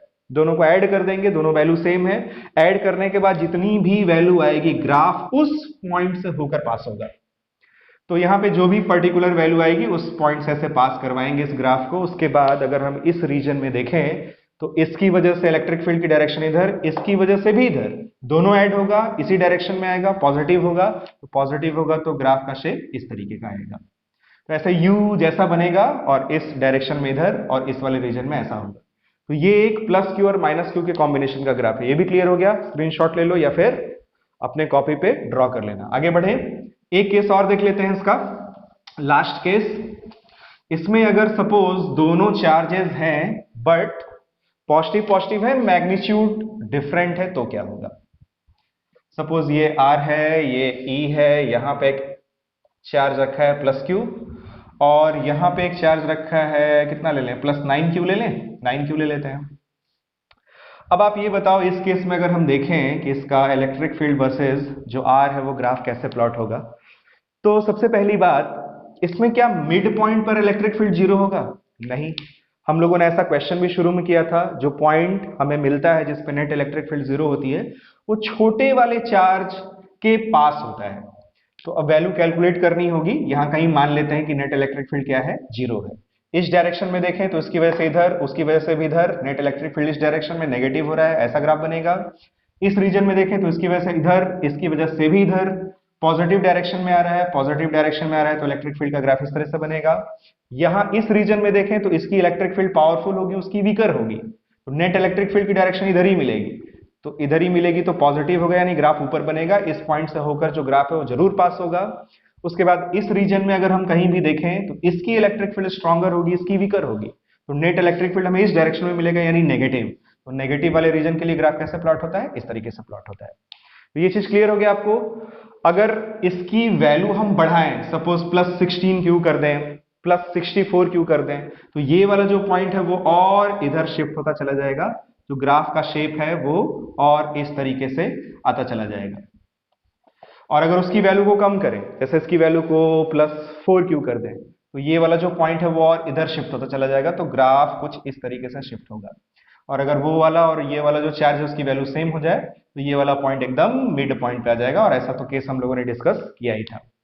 तो इस वीडियो में इतना ही रहने देते हैं। काफी कुछ हम लोगों ने इस वीडियो में पढ़ा, तो आई होप आपको इलेक्ट्रिक फील्ड का जो पावरफुल कंसेप्ट है वो क्लियर हुआ होगा।